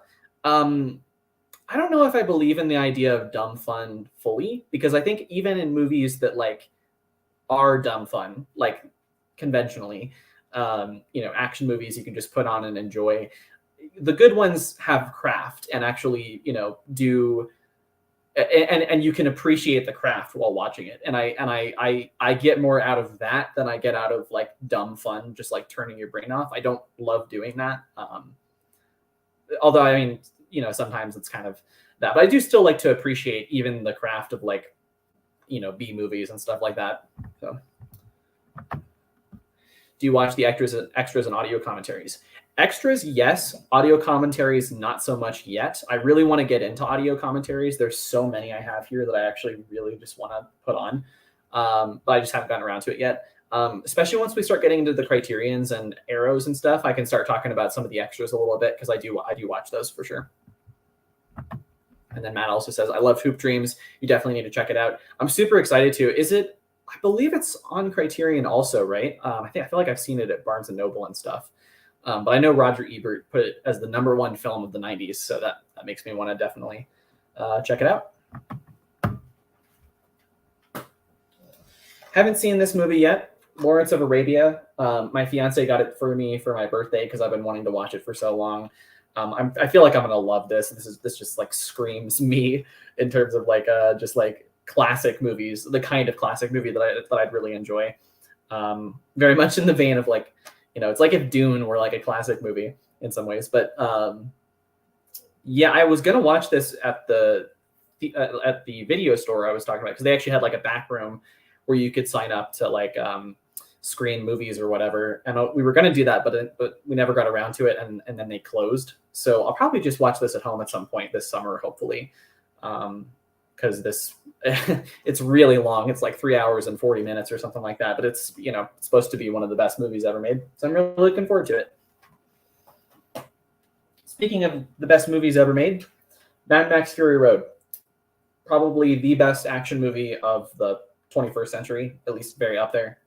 It's just such a great stripped down, like again, kind of like what I was talking about earlier with something some action thing about how when I think it was when I was talking about Dunkirk and war movies, in the way that strips it down, all the character stuff in war, this strips down the character stuff in action, but it's like telling the story and kind of getting the character stuff out there through the action rather than through exposition. And in that sense, I think it's just brilliant. It's so viscerally exciting watching it. So colorful. I've heard the black and white version of this is interesting, so I do want to check that out as well. But I can't get enough of this movie. It's so good. Mike from Did You See That's favorite movie, Malignant. Hi Mike, hope you're doing well. No worries that you don't like this. This is probably my favorite James Wan movie that I've seen. There's a lot from him that I haven't seen, but I love, when I was watching this, I thought this was kind of like slow and stale for a while, and then it takes a turn like 2/3 of the way through that I'm like, I am on board with this. This is just fantastic. Really batshit horror movie. Kind of turns into an action movie towards the end, and the action's really well directed. I love all the camera work, the like wide angle lens stuff that Wan does in this movie. It's a lot of fun. Definitely recommend checking it out if you haven't. We got another Michael Mann movie here, Miami Vice. Not the TV show, the Michael Mann film from 2006, based on the TV show loosely. A lot of people think this is Michael Mann's best film. I do not agree from what I've seen. I need to go back to this because I think this might be the best digital cinematography that I've ever seen in any movie ever. It's a really gorgeous looking movie, and the way it connects thematically to the stuff that the characters are going through is great. But I just found the story like really unengaging and dry. So I definitely want to go back to it and see if I get more out of it the second time. Maybe there's something out of that dryness that, you know, I would connect with more. But it is a fun movie too. Like, I like the characters and I love all the like Hola Chica, like the Mojito Fiend kind of stuff. There's a lot of like classic lines in it, but I wish I connected to it more than I did. So I'll definitely be excited to revisit this at some point. Ooh, another long classic movie that I haven't seen yet, but I'm really excited to check out. Sergio Leone's Once Upon a Time in the West. I feel like this probably will be my favorite Leone, just from what I know about it. I haven't seen any of his movies yet. My theater is actually doing a Leone retrospective. Is it right now? It's like this month. It's like really soon. So I definitely need to go check out some of his stuff. I don't think they're doing this one. Maybe they are. I don't know. I think they are actually. Yeah, let me know if you guys really like this, because it just looks like this amazing kind of it seems like it has reverence for, you know, these kind of American cowboy movies, but also like irreverence for like all the dark undertones of that time and all the really messed up stuff that happened. Wow, Charles Bronson's in this. That's cool. Yeah, definitely let me know if you guys like this, because I want to check it out really soon. Speaking of animation, Paprika by Satoshi Kon. One of my favorite anime movies for sure, and animated movies in general. I said in my review on Letterboxd, this is kind of like, what if Inception worked for me? Because I find Inception to be kind of dry and not very dreamlike. It's very much trapped in like the literal world of things, whereas I think this goes like full dream world, like David Lynch craziness. And I think a lot of it's just because of the animated medium. I think animation can be a really great way of like stretching the bounds of filmmaking and the bounds of imagination. Yeah, this is just a beautiful movie. Highly recommend it. A movie I brought up in my only Blu-ray collection, like new pickups kind of video. I still haven't seen it. Is Phantom Thread by Paul Thomas Anderson. I've only seen like 3 movies from him. I've seen There Will Be Blood, which is amazing. So is The Master. Love that. And then Licorice Pizza is really good as well. I've heard this is just awesome. I've watched the trailer for it, and it seems like such a sensual and kind of really, you know, easy to connect to love story. So I'm definitely looking forward to that. Just a few comments. Hola Chica. Miami Vice. Yeah, definitely. It's, again, I want to rewatch it. I want to like it more than I do, but yeah. Yeah, Levi. Hey, Levi, how's it going, man? It's been forever. Do you find that the way of modern storytelling has gotten focused on absorption or easy understanding for a general audience has changed how actors give their lines or certain themes, setting themes due to longer forms of media? So kind of, I think what modern storytelling has more done is kind of, I think it does limit like the thematic, the ability to like flesh out the themes, to really develop the characters. I think attention spans are a little bit shorter than they used to be. But at the same time, like you mentioned with TV shows, it's like that's changing a lot too, because, people are kind of getting more accustomed to longer form content. I do think shows now tend to flesh out that stuff more so than even movies can, at least mainstream movies. So there's definitely good storytelling in both like mediums nowadays, but I can see why people are starting to gravitate more towards TV, because I do think the writing is a little bit better. Even though for me, again, it's my attention span. I just can't get that into it, but I totally understand why people do. Winslow says, I don't love Miami Vice, but like some do, but I find myself thinking about it quite a lot. Every now and then I found myself listening to Moby and Audio Slave from the soundtrack. Soundtrack's great. I mean, like most man movies that have an awesome soundtrack, like Thief is great, has a Tangerine Dream score, I think. Collateral has an awesome soundtrack. Heat does as well. So can't disagree with any of that. Yeah, I like you. I definitely want to. I find myself thinking about it sometimes, and I do want to revisit it.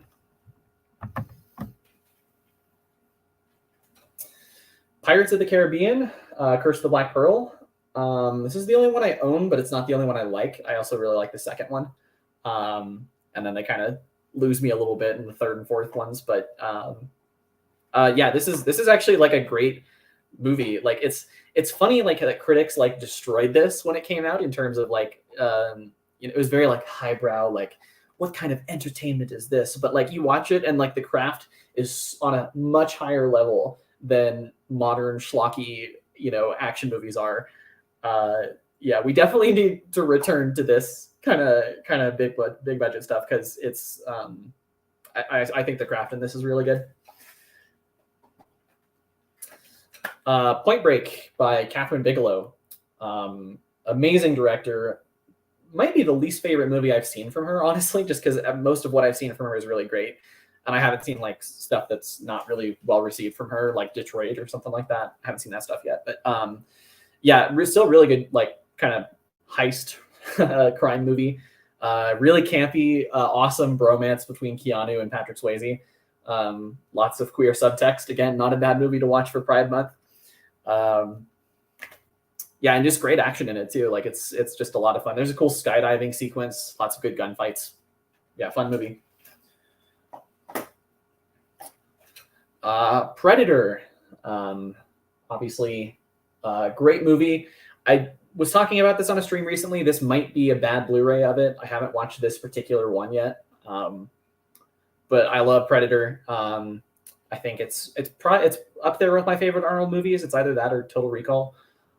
And I think I like it more than Die Hard, actually, from the same director. I think it's a really cool way to like take a kind of macho action movie like that and strip it down and make it more about the intimacy of these characters kind of confronting this very real threat. But at the same time, it's like, even though it's stripped down and kind of undercut with that, you can still enjoy it as just like a really viscerally exciting action movie. So love Predator.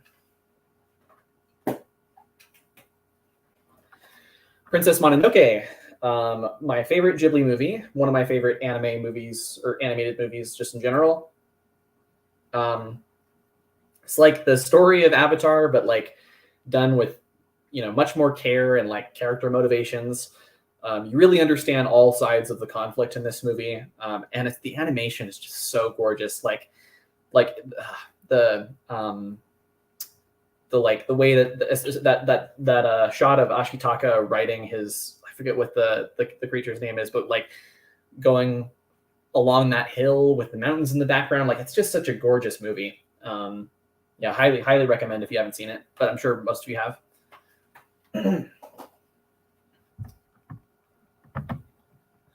Line delivery definitely changes in some modern films, superhero films especially. The sitcom style audience reaction pauses in Spider-Man No Way Home are painful. Yes, they are. I find that in comedies there is a lot of kind of patiently waiting for like where the laugh track would be, like sitcom style, and the filmmakers are trying to sell the joke too much. There's too much like, we don't have the confidence in our audience to get the joke, so we need to have something to emphasize it. I remember thinking that a few times in the recent Dungeons and Dragons movie. So yeah, I totally agree. Yeah. Winslow says, I really like Point Break. I haven't seen the remake. I have. Don't see it. It's not very good. I need to see more of Bigelow's stuff. I wasn't blown away by Hurt Locker. I can understand that. Hurt Locker is, it's not one of my top like 2 movies of her or anything. I do really love it though. I think it's kind of creepy in a lot of ways, like this character study. But I will get to a couple more. I'd say my favorite Bigelow is either Near Dark or Zero Dark 30. Those are both really awesome movies. Matt says there's a remake of Point Break. Yes, there is. It came out in like 2015, something like that. I do my main sport that I do just in my regular life is like rock climbing, and Point Break, the remake, has one of the worst rock climbing scenes I've ever seen. It's so over the top and stupid and just misunderstands the sport so much. I try to, not nitpick stuff like that too much, but it's one of those things where I just can't turn my brain off when I'm watching a rock climbing scene in the movie, and it's one of the worst ones I've ever seen for sure. Not one of the worst things I've ever seen. One of the best things I've ever seen, RoboCop, Paul Verhoeven. We're going to get into a lot more of Paul Verhoeven's stuff coming up here, but this is just like, not only is it just such a great like 80s action movie that's really funny and kind of campy, it is just such a brutal takedown of like Reagan economics and like the police state privatization of public services in the United States. Like, it's so relevant to issues going on today, while at the same time just being a really entertaining movie to watch. So I think this is like my favorite kind of political movie. Like, is like stuff that can just be enjoyed as visceral entertainment, but also has like all these really cool undertones that work and aren't insulting to the audience's intelligence or anything. I might be my favorite of Verhoeven's sci-fi stuff, but we'll get to another one later that might also be my favorite. So great movie. I want to upgrade to the 4K of that, or like the Arrow box set. The Arrow set looks great. Rosemary's Baby, directed by a terrible person, but a good director. This is a really just like such an anxiety-inducing film. I mean, like the way you connect with empathy to the Rosemary character and like experience all this crazy shit she's going through, it makes you want to like just tear the walls of your house down. It's the way it kind of concludes with that kind of satanic finale is really cool as well. Definitely one of my favorite movies of the 60s. Great horror movie. Another horror movie. This one I actually haven't seen yet, but I'm really excited to check it out. Salem's Lot, by Tobe Hooper. Love Tobe Hooper's the movies I've seen from him anyway, and this is supposed to be a Stephen King adaptation. Kind of controversial from what I've heard. I know some people who've read the book aren't huge on this, but and some people are. I've only seen the window scene from it, and just out of context, it is very creepy. I love the look of the vampire in this. It's very much like Nosferatu. I definitely want to check it out. It's just that when I bought it, I didn't know it was 3 hours long. I bought it and looked at the runtime, and I was like, whoa, okay. I just didn't expect that from a horror movie, but still excited to check it out. Really want to. I'm sure I'll probably like it. 7 by David Fincher. Really awesome kind of neo-noir revival movie. Kind of serial killer, sort of thing. And actually Fincher, I think, would go on to do even cooler things with the serial killer genre in Zodiac. But this is maybe my second favorite Fincher movie. Even though it is like really straightforward, and I can see why people say that you get less out of it after you watch it that first time, because that first viewing is so impactful with the ending and stuff. I do think I just love the way that I relate to the characters differently on subsequent rewatches. Like when I first watched it, I was more kind of identifying with the Brad Pitt character because he's kind of experiencing all these shocking things for the first time, like the audience is as well. But then as you watch it more, you more relate to the Morgan Freeman character because you get kind of like desensitized to the crazy violence in this. And yeah, you just really understand his point of view at the end of the movie a lot more. So great movie. My second favorite Stanley Kubrick movie, The Shining. There are days where I think it's my favorite. It's just such such a anxiety-inducing horror movie. You can really relate to the characters in this. You identify so strongly, I think, with the Wendy character. And Jack Nicholson's performance, although really over the top, it's just so unhinged. I think it's really what this movie needs. And I actually like the changes that Kubrick made from the Stephen King version. I think it made it a better story, even though there's less character motivations. It's a lot more visceral as a horror movie. I think so. I'm sure all of you have seen The Shining, but it's awesome. Definitely check it out if you haven't. I rewatched this the other night. Showgirls. My personal favorite Paul Verhoeven movie. I think this is actually like a really misunderstood film. My recent Letterboxd review of this, I kind of say a lot more about it than I will here. But I think it's a really like sincere satire about kind of not only Vegas, but just kind of American capitalism more broadly and kind of the failures of it to address certain issues. But it's a really fun movie to just put on with friends as well. I mean, it is very campy, it's very over the top, but I think that Verhoeven more meant, he didn't just mean for it to be like a dismissible cult movie. It's he meant more hyperbole. The style definitely kind of emphasizes like the absurd nature of like what Vegas actually is. So I really love this movie. Definitely watch it if you have been avoiding it just for like its reputation, because I don't think it's deserved. My friend Gelsey and I we've been talking about doing a collab on this, so maybe we'll do that soon. If you're watching, Gelsey, maybe hit me up. We'll talk about collabing. Another Verhoeven movie that I think will probably give you a lot of context for Showgirls if you haven't seen it, Spetters, which is one of his early Dutch films. It's basically like a coming of age drama about this like gang of like bikers, like kind of BMX bikers kind of thing. So it's kind of, in that sense, it's kind of like a John Hughes high school movie set around like a sporting event.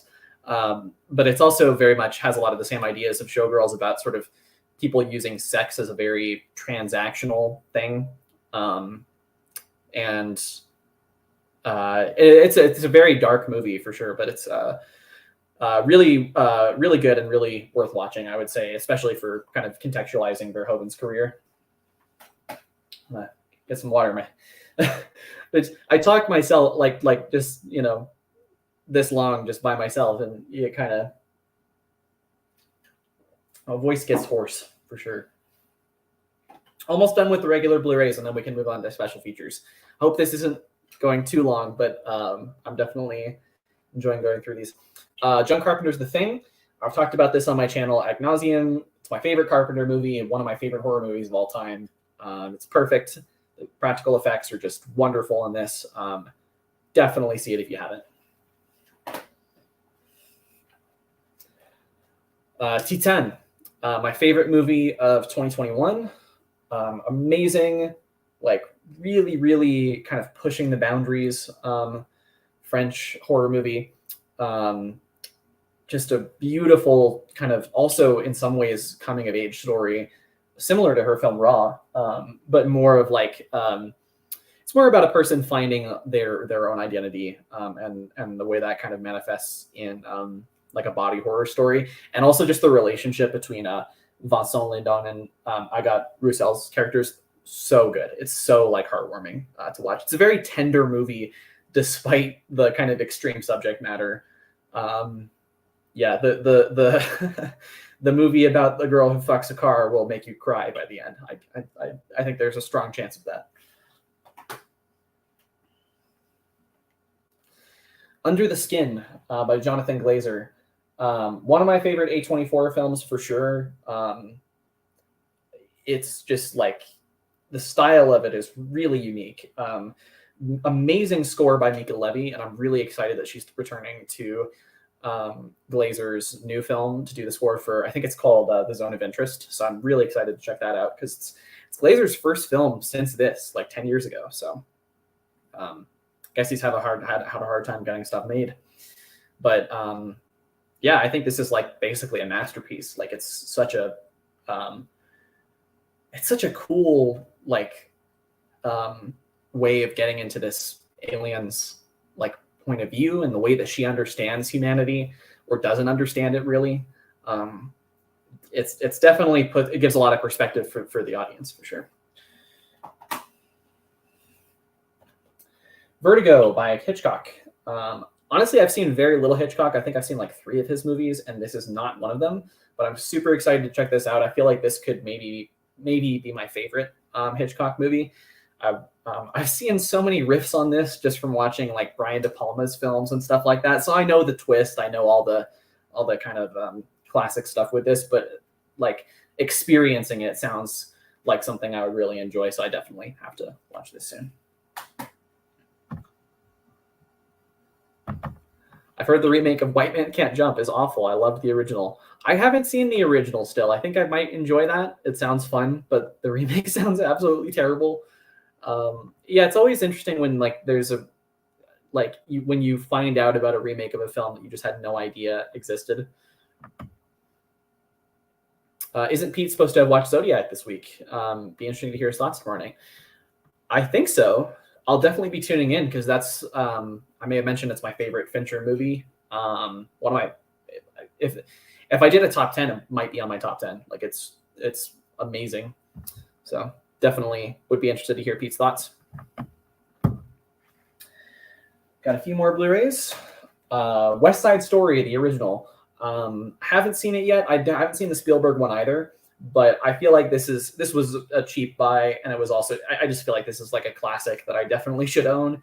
I definitely should have seen this already, but I like musicals. Like I just wish I've seen more like kind of classic ones. I mean, I love stuff like Singing in the Rain.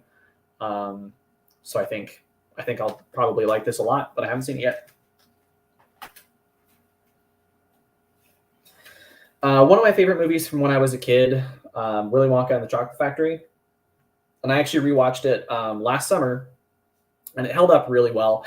I think this is like, it's kind of a disturbing movie for what's ostensibly a kids film, but it's like it has a lot of weird like psychedelic shit in it. And I like that because it really kind of brings out the weird Roald Dahl kind of feelings of like the story. But it's also just such a heartwarming movie. It really has a lot of the glee that Hollywood kind of lacks nowadays. Gene Wilder's just so funny in this. He's so like sarcastic. Yeah, it's a really great comedic performance. Love this movie. Another Scorsese movie that I haven't seen yet, The Wolf of Wall Street. And I'm going to get killed for this in the comments that I haven't seen this yet. It's just because it's really long. And I remember it, I remember when it came out like 10 years ago, and it was like, I don't even know if I was into this kind of movie yet. And I just must have missed it. But anyway, I'm really looking forward to checking it out because I've heard it's one of Leo's best performances. I'm not actually the biggest fan of Leo, but I do really like when he does comedy. And I've heard this is just like, great comedic performance. So I'm definitely excited to check this out. And then the last of my regular Blu-rays, another Catherine Bigelow movie, Zero Dark 30. One of her best for sure. Just a great character study about, somebody tracking down Osama bin Laden. Interesting politics for sure. But I don't think the movie like takes the side of the kind of imperialistic forces at play. I think it's just kind of studying it. Because I think there's I think the ending is really dark and kind of sad for this. But yeah, awesome, really great, like obsessive character kind of movie. Okay, so the next I'm going to do special edition Blu-rays. So this is going to be a mix of like Criterion's and Arrow stuff. And then I will do the few 4Ks that I own as well. But first, let's just go through a few comments. Matt says, I really enjoyed the remake of West Side Story, but I haven't checked out the original. Cool. I've heard the Spielberg one is good as well. I mean, obviously, like he has like his craft just compared to like most Hollywood filmmakers. Like I don't know if there's a better choice for somebody for like nowadays to make that movie, save for like maybe Damien Chazelle or something. So I think he was a really good choice for the remake. Definitely want to check that out at some point. Norin says, Jackson Live. Yeah, nice. First stream, way to go. Just watched The Influencer and Missing a couple days ago. Wolf of Wall Street is dope and Goodfellas is better, in my opinion. Cool. Yeah, I mean, I think I like good. Well, actually, I haven't seen Wolf of Wall Street yet, so yeah, I need to. But Goodfellas is awesome. I haven't seen either The Influencer or Missing. I do want to check out Missing, especially. It's like a sequel to Searching, is that right? But, yeah. Also, Norian, I hope the Nuggets can pull through. Game 2 made me kind of nervous. I think we can still win, and I think we'll probably still win in 6 or 7 games, but they're kind of making me nervous at this point. Like Game 2, especially the fourth quarter, was like really unbearable. Got Rohan that says, hi, how's it going? Thanks for stopping by.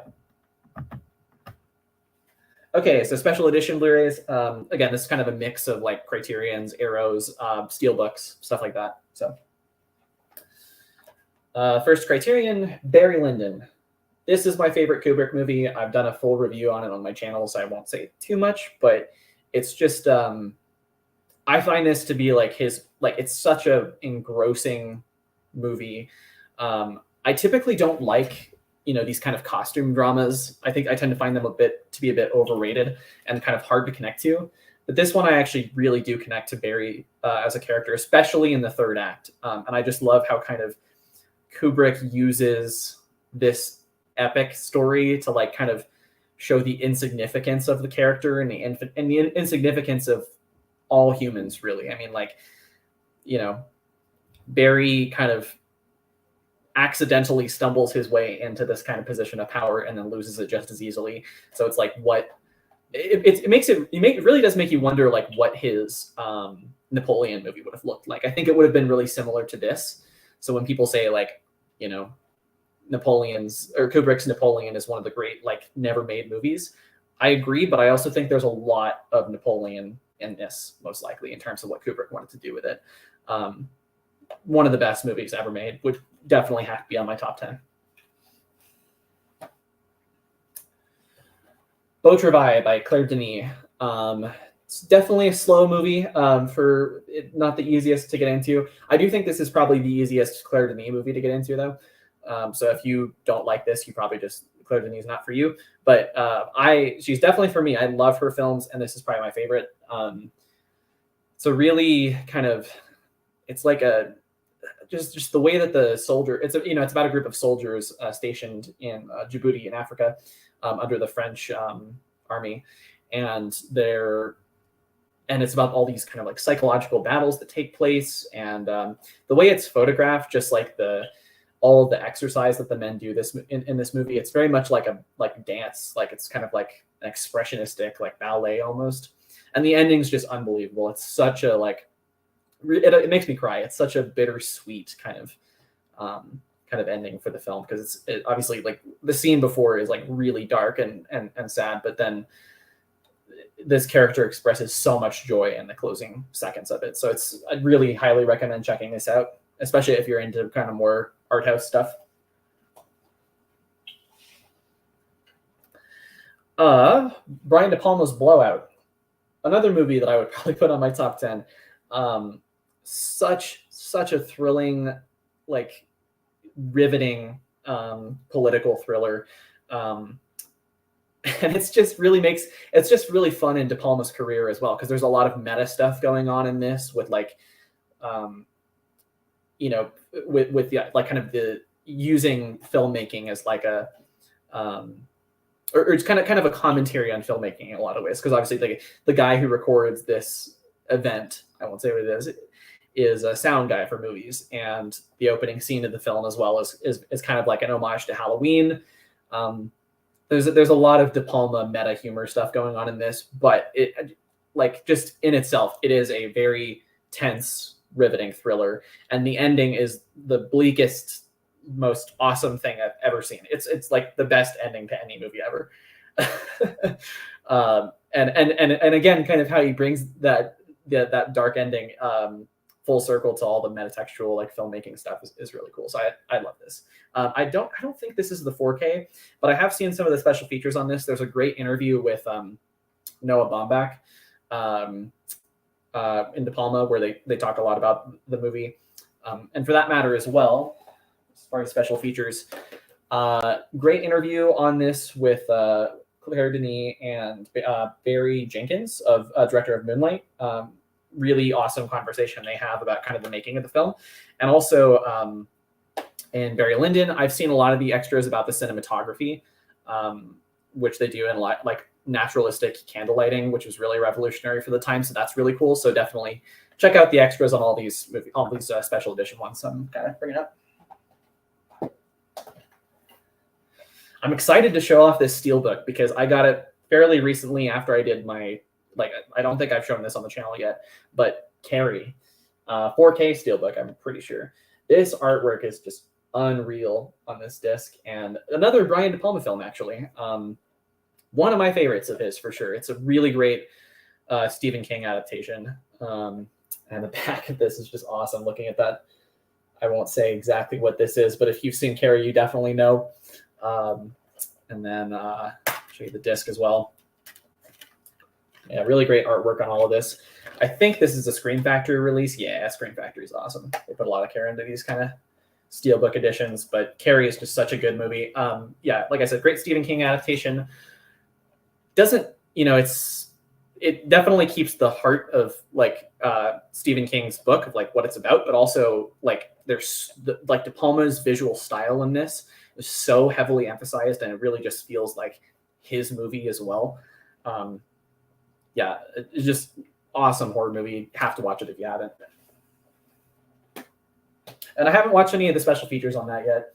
I realized I should have put that in my 4K section because there is a 4K that. Yeah.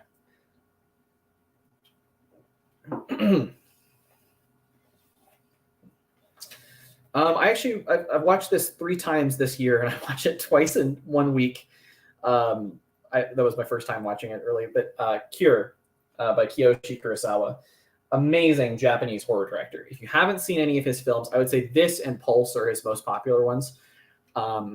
Really worth checking out. He's got such a unique way of approaching horror because he will like photograph very horrifying things, but he won't necessarily like emphasize it in the filmmaking. He films it in very like wide shots. He doesn't give you a lot of close-ups until he does, and then it's like really horrifying. But just the subject matter in this is so vile and creepy. I don't know. This gets under my skin more than most movies do, especially the third act is just like, what the fuck. So yeah, this is one of my favorite horror movies ever, I would say. And there's an awesome interview in the special features here between Kiyoshi Kurosawa and another filmmaker, Ryosuke Hamaguchi, who's done stuff like Drive My Car and Wheel of Fortune and Fantasy. I think these guys are really good friends in real life, and so it's cool to see them kind of chat about the film. And a lot of what they connect to about the film, I also really do. So yeah, definitely an underrated, even for Criterion titles, this is really underrated. Wow, I don't own any Martin Scorsese movies that I've actually seen. I need to get the ones I really love, but I haven't seen The Departed yet, but I do own this nice steelbook of it. It's kind of a cool cover. I could, you know, there's probably better artwork for this, especially the inside is really boring. I think this is a relatively older steelbook. Got this like years and years ago. Or I guess, no, this is one of the ones from my parents' collection, I think. Yeah, that's what it is. Yep, that's why it's older. Okay. I've heard great things. You know, it's Leo, I've heard, is awesome in this. Jack Nicholson, Mark Wahlberg. So, but haven't seen it yet. Fantastic Mr. Fox, the Criterion edition. Really, really cool Wes Anderson kids movie. I've seen it a few times, and it's always really wholesome. But it's also like a funny crime story as well. Like Wes Anderson movies, even the really wholesome ones also have like kind of darker undertones to them, which I like. Yeah, no, this is a nice edition of it. It's one of those like ones that just like pops out like that. I don't think I've watched any of the special features, but it's a great transfer. It's really beautiful looking. I watched this on my birthday, I think a couple years ago, and that's the kind of movie that it is. It's just it's a comfort movie for me for sure. Go through a couple more comments, maybe one. Norin says, have you seen Perdita Durango? It's a fabulous film with Javier Bardem and Rosie Perez. I have not. I don't know if I even heard of that, but I'm definitely adding that to the list. What's the genre? What's it about? Definitely intrigued, for sure.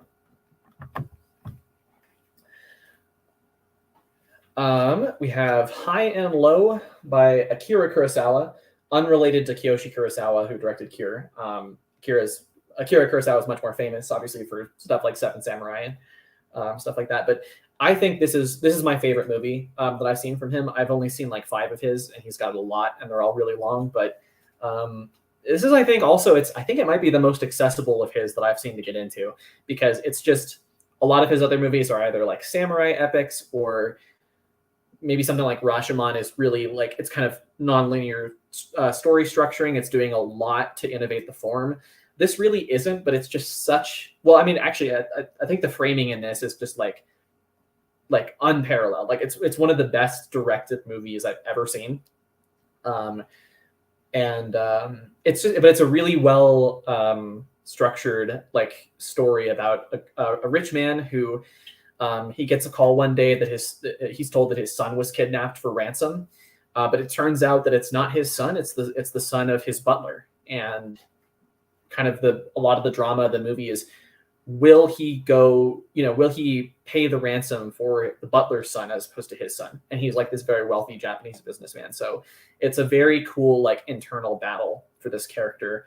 And it's just, and the ending too is just wonderful. The title of this in Japanese is actually Heaven and Hell instead of High and Low, and that makes a lot more sense when you get to the ending of the film. But yeah, really awesome movie.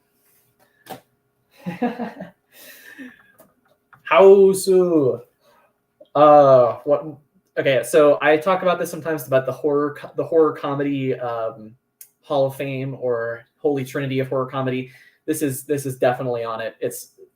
It's terrifying and hilarious, and it's just like such a visually impressive movie.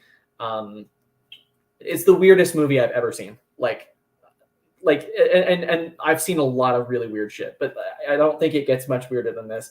I think I want to play this at my local theater for that Wildcard Wednesday movie night sometime, because that would just be fun to see reactions to this. It's like doing acid. I think some Criterion Closet video said it's like doing acid without having to do acid. So, and that's very accurate. Late Spring by Yasujiro Ozu. Have not seen this yet, but I got it for a really good deal at a video store in Seattle. I think it was like $18, which is pretty cheap for a Criterion in the US, especially one that's in really good condition like this. And it's a Blu-ray as well. So heard nothing but great things about it. A lot of people say this is their favorite Ozu, but I haven't seen it. I actually haven't seen any Ozu films yet, so definitely excited to get into his work.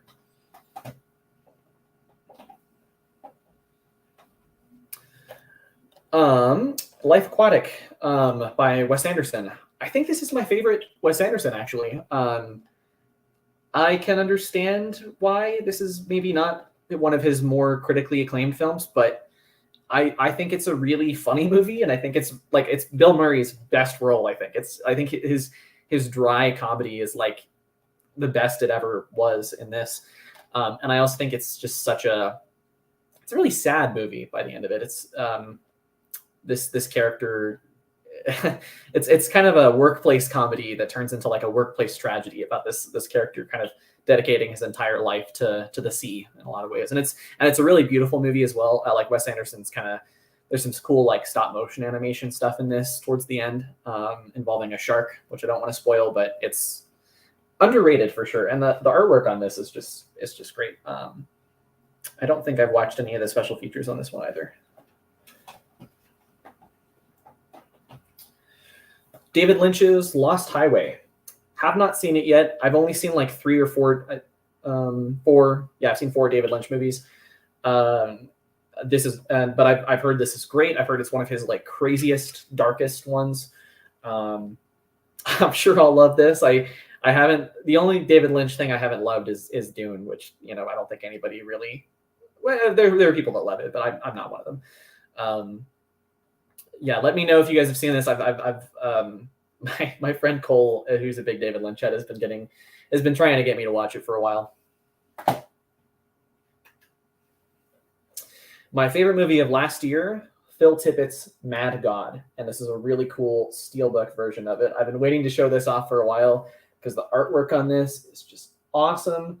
If you don't know, this is a stop motion movie that was, as it says here, 30 years in the making. It took this Phil Tippett, who worked on like Star Wars and RoboCop and stuff. It took him so long to finish this film, but it was well worth it. It's a really short kind of it's a really short story. It's only like 80 minutes long, I want to say, but it's fairly light on narrative. Although I think that it is very cohesive in the structure of everything. It's just there's very little dialogue. It's much more about kind of experiencing this world than it is about anything else. But just in terms of like, you know, a movie that innovates the form and really is just like, you know, leaps and bounds ahead of the rest of the filmmaking world. I love it so much. And let me show you the inside too, because it's got some really cool artwork. I think you can see that well. It's just the stop motion creatures in this are just so like, it really does, like, the whole movie looks like it's out of a nightmare, and a nightmare that like you've never seen before. It doesn't feel like it's in the style of any other filmmaker, really. Very unique movie. Got a few more comments to go through, I think. Norrin says that movie we were talking about, the Perdita Durango, is very much in the same vein as Natural Born Killers, but a Spanish version. I think you would enjoy it, currently on Tubi. Oh, cool. Yeah, definitely. I'll add that to the list because sounds very easy to watch then. Spanish movies are awesome. I actually watched, I don't know if you know the director, Pedro Almodovar. He's done stuff like The Skin I Live In, I watched recently, and that was a really good kind of very disturbing like horror movie, kind of Silence of the Lambs style psychological drama, but no, Spanish movies are great. Horror comedy is such a beloved subgenre or genre. It's so fun when you get horror comedies that really know what they're doing. Yeah, I mean, like that. The thing is, what makes a great horror comedy movie for me is like, because there's a lot of horror movies that are funny, right? Like there's a lot of, and there's ones I like that are funny. Like I would say the American House, not the Japanese House, like the one that turned into like a series, and those titles are on Arrow. Like the first movie of that, I think, is a really funny horror movie, but like what makes a great horror comedy is when the horror sequences are really like hysterically funny and scary at the same time. So like House, Evil Dead 2, and a movie I'll get to pretty soon are both kind of in that category for me. Yeah. Life Aquatic is so good. Awesome. I'm glad you're a fan. You know, like it's definitely, I think, one of his more underappreciated films. It's like the lowest rated on Rotten Tomatoes, which I don't understand at all. Soundtrack of Life Aquatic is great too. Yeah, like there's a song by the Icelandic band Siguros at the end. I think that's how you pronounce it. Love them. I've been a fan of theirs for a long time. They did a trailer. One of their songs was used as a trailer on a season of The Walking Dead, and ever since then I've just been addicted to their music. Love them.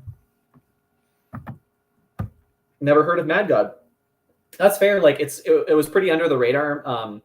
If you have Shudder, you can watch it on Shudder. But otherwise, I would say you probably just gotta like rent it on, like, if you can rent it on Apple, or just order it like physical media. Physical media is great. That's why I'm doing this video. Mad God's on Shudder. Yeah, exactly. No, definitely worth checking out there. I don't know if I wonder. Yeah, I wonder. I don't know if you like the movie, Norrin, but I don't know if you, but yeah, or if you checked it out. But let me know what you think, because I'm a big fan. Got another amazing steelbook. I've been excited to show this one off for a while. Mandy by Panos Cosmatos. This is another one kind of like Face Off that's up there with my favorite Nicolas Cage movies. I think just like what Cage can do as an actor with this kind of German expressionism stuff is really maximized in Mandy. The cover's cool and the back's awesome. It's got the Mandy death metal font, which I really love, with all the roots and everything. But the inside is where it gets cool, because I don't think I've ever. So for one, great Nicolas Cage chainsaw art on the steelbook, but also I've never seen this.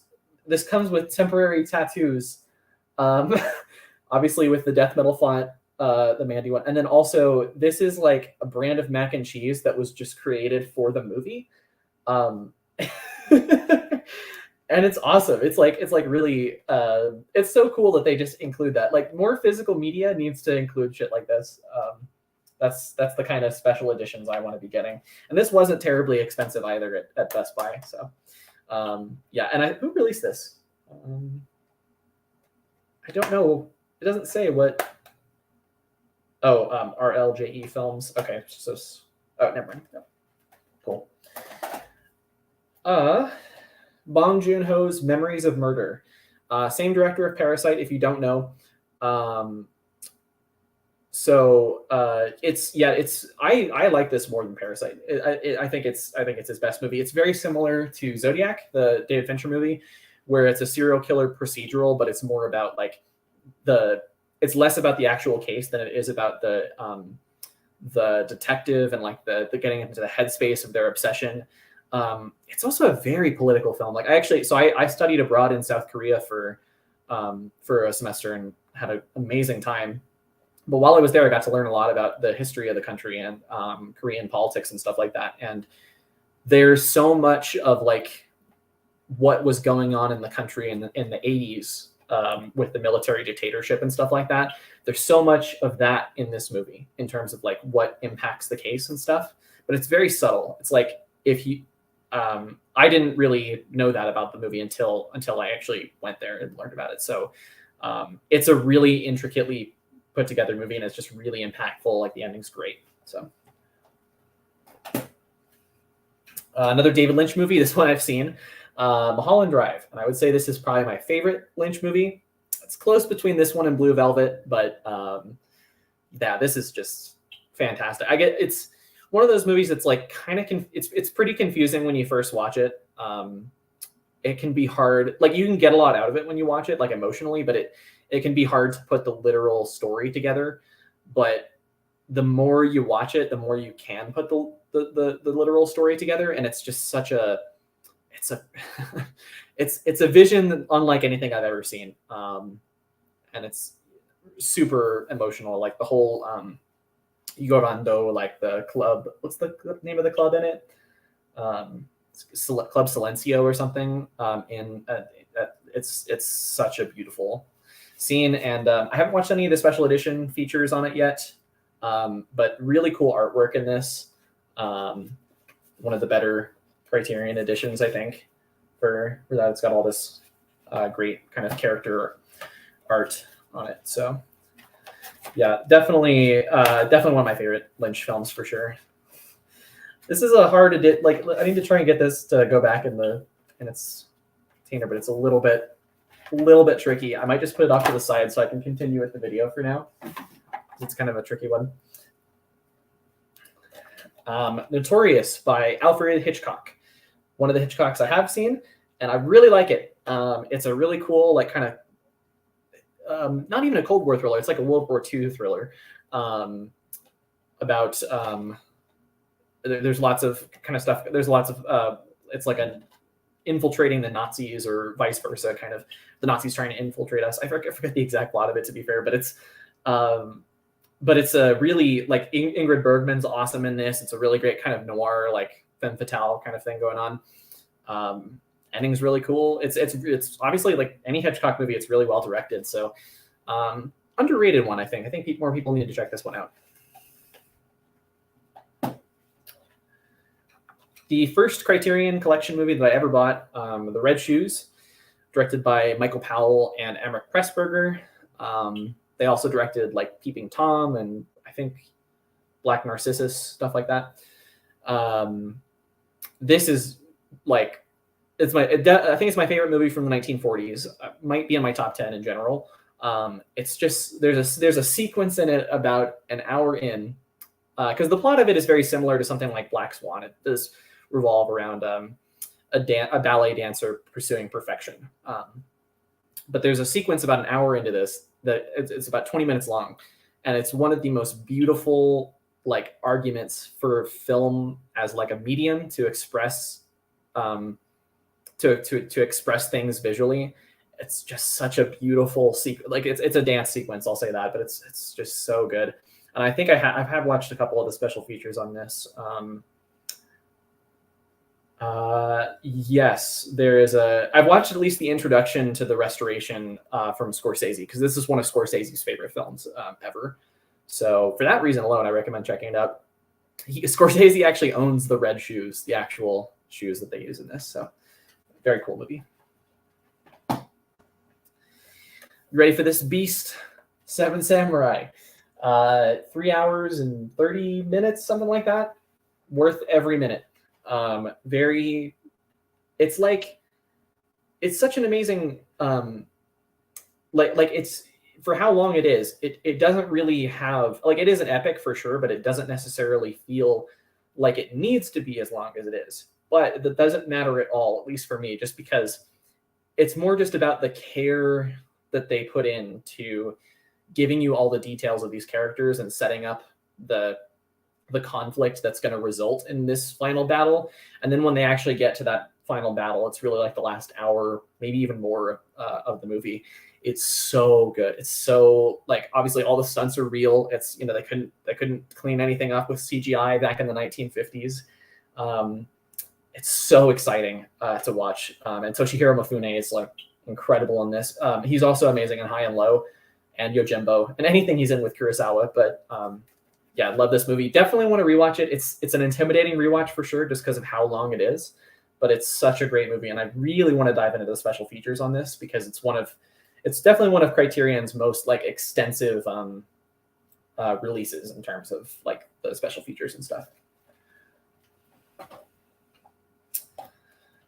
Solaris by Andrei Tarkovsky. I know if Sam's still watching, he will appreciate this. Oh no, he said he was going to watch after the fact. No worries then. But Sam, when you're watching this, yeah, it's. I totally agree with you. This is one of my favorite movies. Probably my favorite Tarkovsky. I think I like this slightly more than Stalker. It's like a journey into outer space from. I mean, that's like the literal plot of what it is. But it's from a character point of view, it becomes much more about inner space, and that's kind of. I think there's like a documentary or something on the special features called Inner Space. Could be wrong, but it's more about the the psyche of these characters being affected by this crazy planet that they go to. It's like, which are we more, incapable of understanding? Is it the endless cosmos, or is it our own brains? Like, and I think the kind of ambiguous nature of that and the ending of this movie is really, really cool. Definitely slow, really slow movie. Part of like the slow cinema movement, but definitely got a lot out of this. This movie is not slow. The Texas Chainsaw Massacre, one of the best horror movies ever made, undoubtedly. It's Leon. I don't know if you're watching, but if you and I were talking about it recently on Josh's stream, this is an art movie. This is like an art movie disguised as like a snuff film, because there is very little violence in it. It is, a lot of the subtext is much more to do with like or a lot of what the movie is about is much more to do with the subtext of like the way Americans perceived violence at the time with the Vietnam War and stuff, and kind of slaughterhouses and industrialization. It's just, there's a lot to dissect in the movie, but at the same time, it's just such a visceral horror movie. It really is. It's one of the most terrifying experiences you can have watching a movie, and like for it to be that, and also like a brilliant commentary on the U.S. is just like, this is like one of the most important American films ever. Everybody has to check this out, and this is a cool edition of it. I know there's much better editions of the Texas Chainsaw Massacre, but I like this steelbook a lot. It only comes with a Blu-ray, and there's not much artwork on the inside, but it is a really nice transfer. I would love to see the 4K at some point soon, because I've heard nothing but amazing things about that. Thief by Michael Mann. Maybe my second favorite movie of his, although I would need to rewatch like Collateral and stuff. Yeah, James Caan, man. It's so sad that he passed away last year, because he is an incredible actor. This is probably my favorite performance of his. yeah, and the way this is shot as well. It's such a great looking film. All this sort of neo noir, neon lit stuff. It's very industrial. There's lots of there's this, is it the title sequence that has all those sparks and everything in the rain. Talking about Michael Mann movies makes me sound incoherent, but because they're very wonderful. It's a great character study as well. I watched the interview with Michael Mann on this, where he just mainly what he talked about was his relationship with Chicago, because I think that's where he grew up, and just kind of the way he photographed Chicago, the way he wanted to use that city to in this kind of genre pastiche sort of way. If you haven't seen it, definitely pick up Thief. I think if you like Heat or Collateral, you'll really like this. I don't think this is one of Michael Mann's harder movies to get into, like Miami Vice or The Keep or something like that. Like this can definitely be very widely enjoyed, I think. Okay, let's get into a couple more comments. Mad Gods. Oh yeah, you already said that. And then Norton said Mandy was okay. I didn't love it. I enjoyed Pig more in terms of Cage. Yeah, I totally understand that, man. Like it's a very it's very slow. It's very for how simple of a story it is. It's very slow and abstract. But I kind of like I really like that about it. I like Panos Cosmatos's kind of style. And I think just a really cool kind of throwback to 70s exploitation movies for sure. But Pig is awesome too. I really want to get that one. Very emotional film for sure. All right, where was I? Oh, here we go. Okay, so this is the only box set I own, at least at the moment. I've ordered this in the Arrow sale, and I'm super happy with it. So this is Solid Metal Nightmares. This is 10 films from Shinya Tsukamoto. I think normally this costs like $70. I was able to get it for about $40 during the Arrow sale, so it was a great deal. And so if you don't know who Shinya Tsukamoto is, he is most known for directing this movie, Tetsuo the Iron Man. This was the first film I had seen from him, and he it's a really short 60 or 70 minute movie about a Japanese businessman who is like losing control of his body. He's basically turning into metal, and it is a crazy, disturbing, really, really fleshy and metallic body horror film. It's wonderful. It's also got like crazy filmmaking and editing in it. So after that, I was like, I have to check out what this guy ended up doing with his career. So there are 10 films in here, of which I've still only seen the first Tetsuo, and then I've seen one other. So in this, you get Tetsuo the Iron Man, Tetsuo 2 Body Hammer, The Adventure of Denshu Kozo, Tokyo Fist, Bullet Battle, A Snake of June, which I've heard is great. I really want to check that out. Vital. Haze is the other one I've seen. It's basically like his take on it's like a really claustrophobic, like 45-minute short film where there's a character who wakes up in like kind of like a saw trap almost. Like it's this really enclosed metal space. And his jaw, he's like biting down on this pipe, and he can't like get off of the pipe. It's really there's a lot of body horror in it for sure. And it's basically just about his character and I think one other person trying to work together to get out of this situation. So it's really lean. It is a little bit too long, I think, for what it is, but it's a really, really imaginative short film that I really enjoyed. So I definitely recommend checking that out.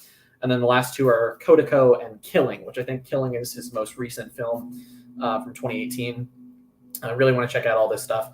Shinya Tsukamoto is awesome. And I also love that this Arrow release has reversible art, like cover art. So for example, this is the disc. On the disc in here is both Killing and Kodako. But say if you like Killing more than Kodako, or if you just like the art for it more, you can have this. Or if you like Kodako more, you can switch it and basically have it for that. You can't really see the Kodako. Take the disc out. But like you can have that cover instead. So like this is a really cool release. Arrow is awesome with their physical media.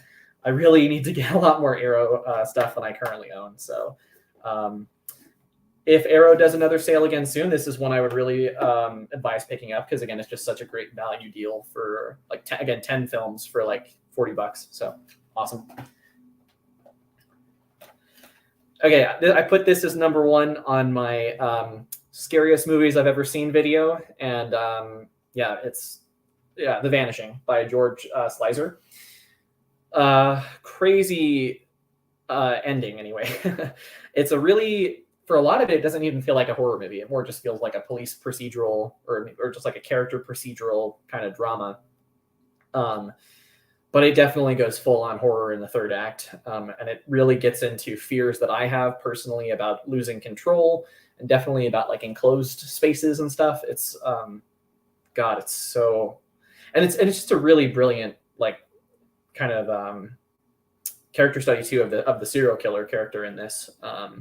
This the psychology of that I think is really cool. I would love to watch some of the interviews with Slicer, because he doesn't he didn't go on to do that much else besides this. He actually remade this film, which I've heard is not as good.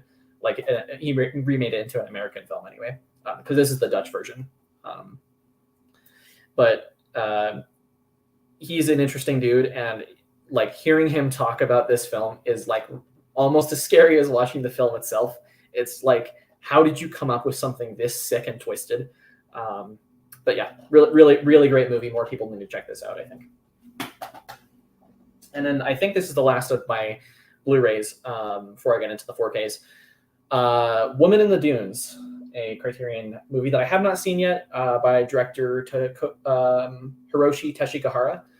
I've heard this is like a great kind of sensual, like erotic drama. And the visuals in it just look amazing. So I really want to check this out. I've heard nothing but awesome things. So I'll go through a couple more comments before I get to the 4Ks. And then I am getting tired, so this stream should end before too long. But oh darn, I'm super jealous. That is a gorgeous set. I have three of the Giallo sets. I still need the white version of the Giallo Essentials. Let me know what titles are in that, because I actually, I mean, I love Giallos, so I would love to maybe look into getting that set. Arrow is really awesome with their physical media. All right, 4K is here.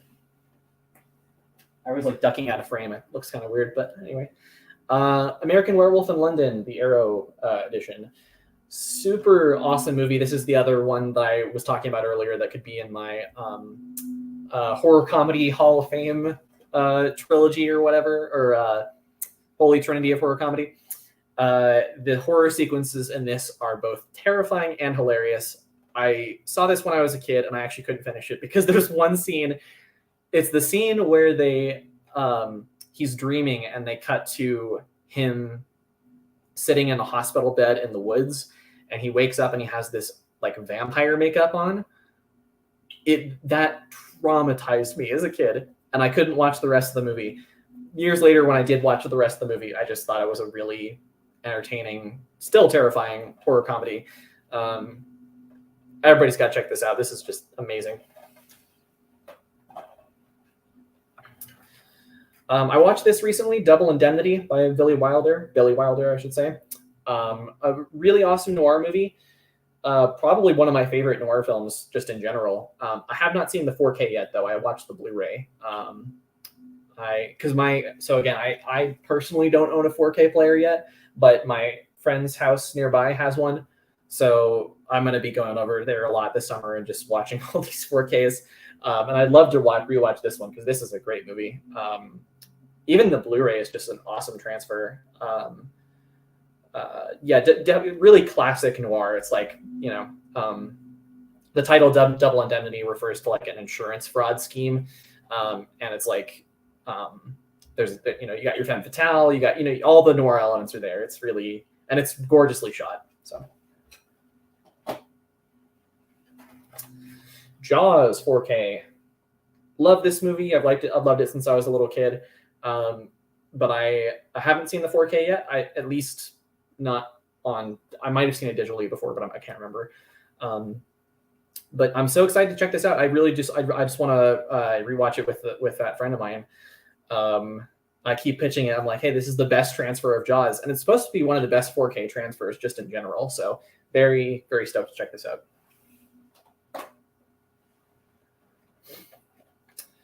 Night of the Living Dead, 4K from Criterion. Amazing transfer. I have seen the 4K of this one. It's like watching the movie. Like I had seen clips of this on YouTube before, and like it's low quality versions. It's like a completely different movie watching a nice transfer of it compared to like if you see what it looks like in its old form, it's like properly scary. That being said, it is probably my least favorite of George Romero's original Dead trilogy. I like Dawn of the Dead and Day of the Dead a little bit more, but it's still really awesome. And I do want to revisit it because the ending's great for sure.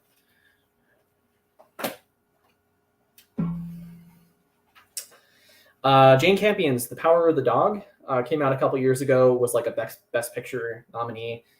I think it should have won, or maybe Dune. Actually, I think I like Dune more, but yeah, amazing, like kind of deconstructionist Western.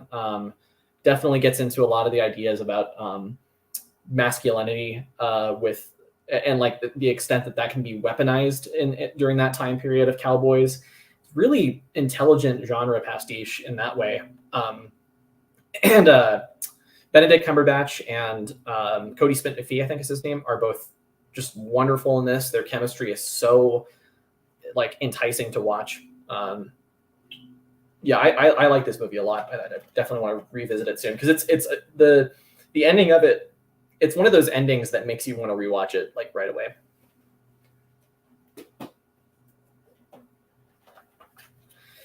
Another movie I haven't seen yet, but I'm super excited to, and I showed this off in my like what I picked up recently video a while back. Ran by Akira Kurosawa. Same director as Seven Samurai and High and Low. I haven't seen this one yet, and it's like one of his later period color films. And I've heard it's like one of the most genius films in terms of like using color. And this steelbook is just gorgeous. Like, look at that. That is just awesome. And back of that, I think it's an adaptation of King Lear.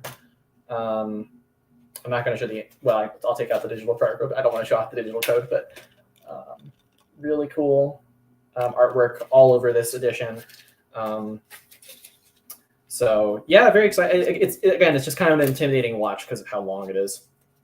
I think it's like 3 hours or something. But if you've seen it, let me know in the comments how it is.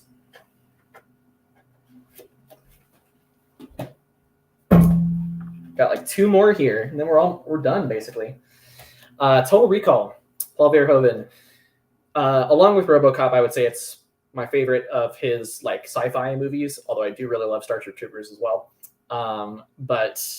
Yeah, maybe the best Arnold movie. Arnold is used so perfectly in this. It's it's got a lot of the satire that Verhoeven's other films have, but it's also I don't know, like I think the producers pitched this at one point as Raiders of the Lost Ark go to Mars, and it is really fun in that way. But it's also like Verhoeven's satire really does like come through.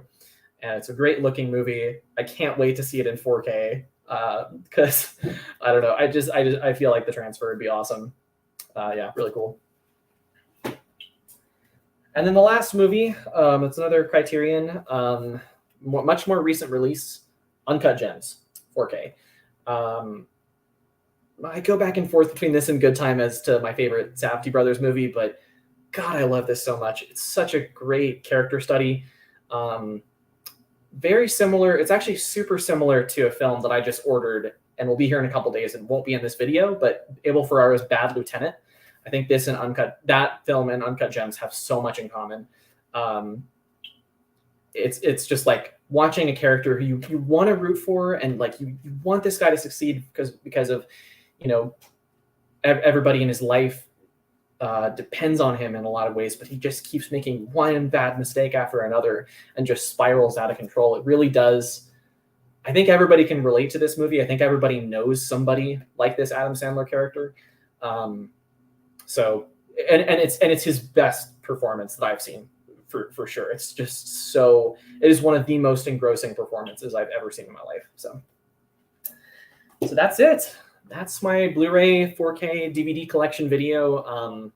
Thank you guys so much for watching this. I do have one other comment to get to.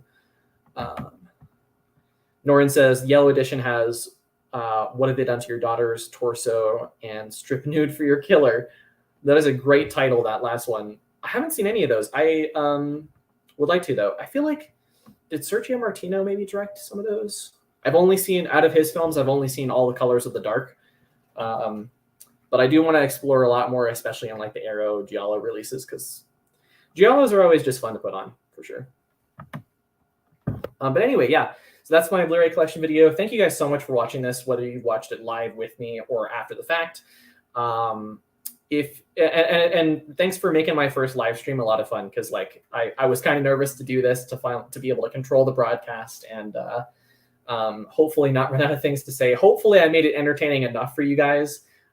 You guys had great comments. Really loved interacting with all of you. I'll be doing more live streams in the future. Maybe I should do one. Maybe I should like every Tuesday kind of do a live stream. I think that would be a good schedule. Would kind of work well for other people in the community. So let me know about that. But yeah, obviously subscribe to the channel, especially if you're new. And I'll see you guys in the next video. Thank you guys so much for watching.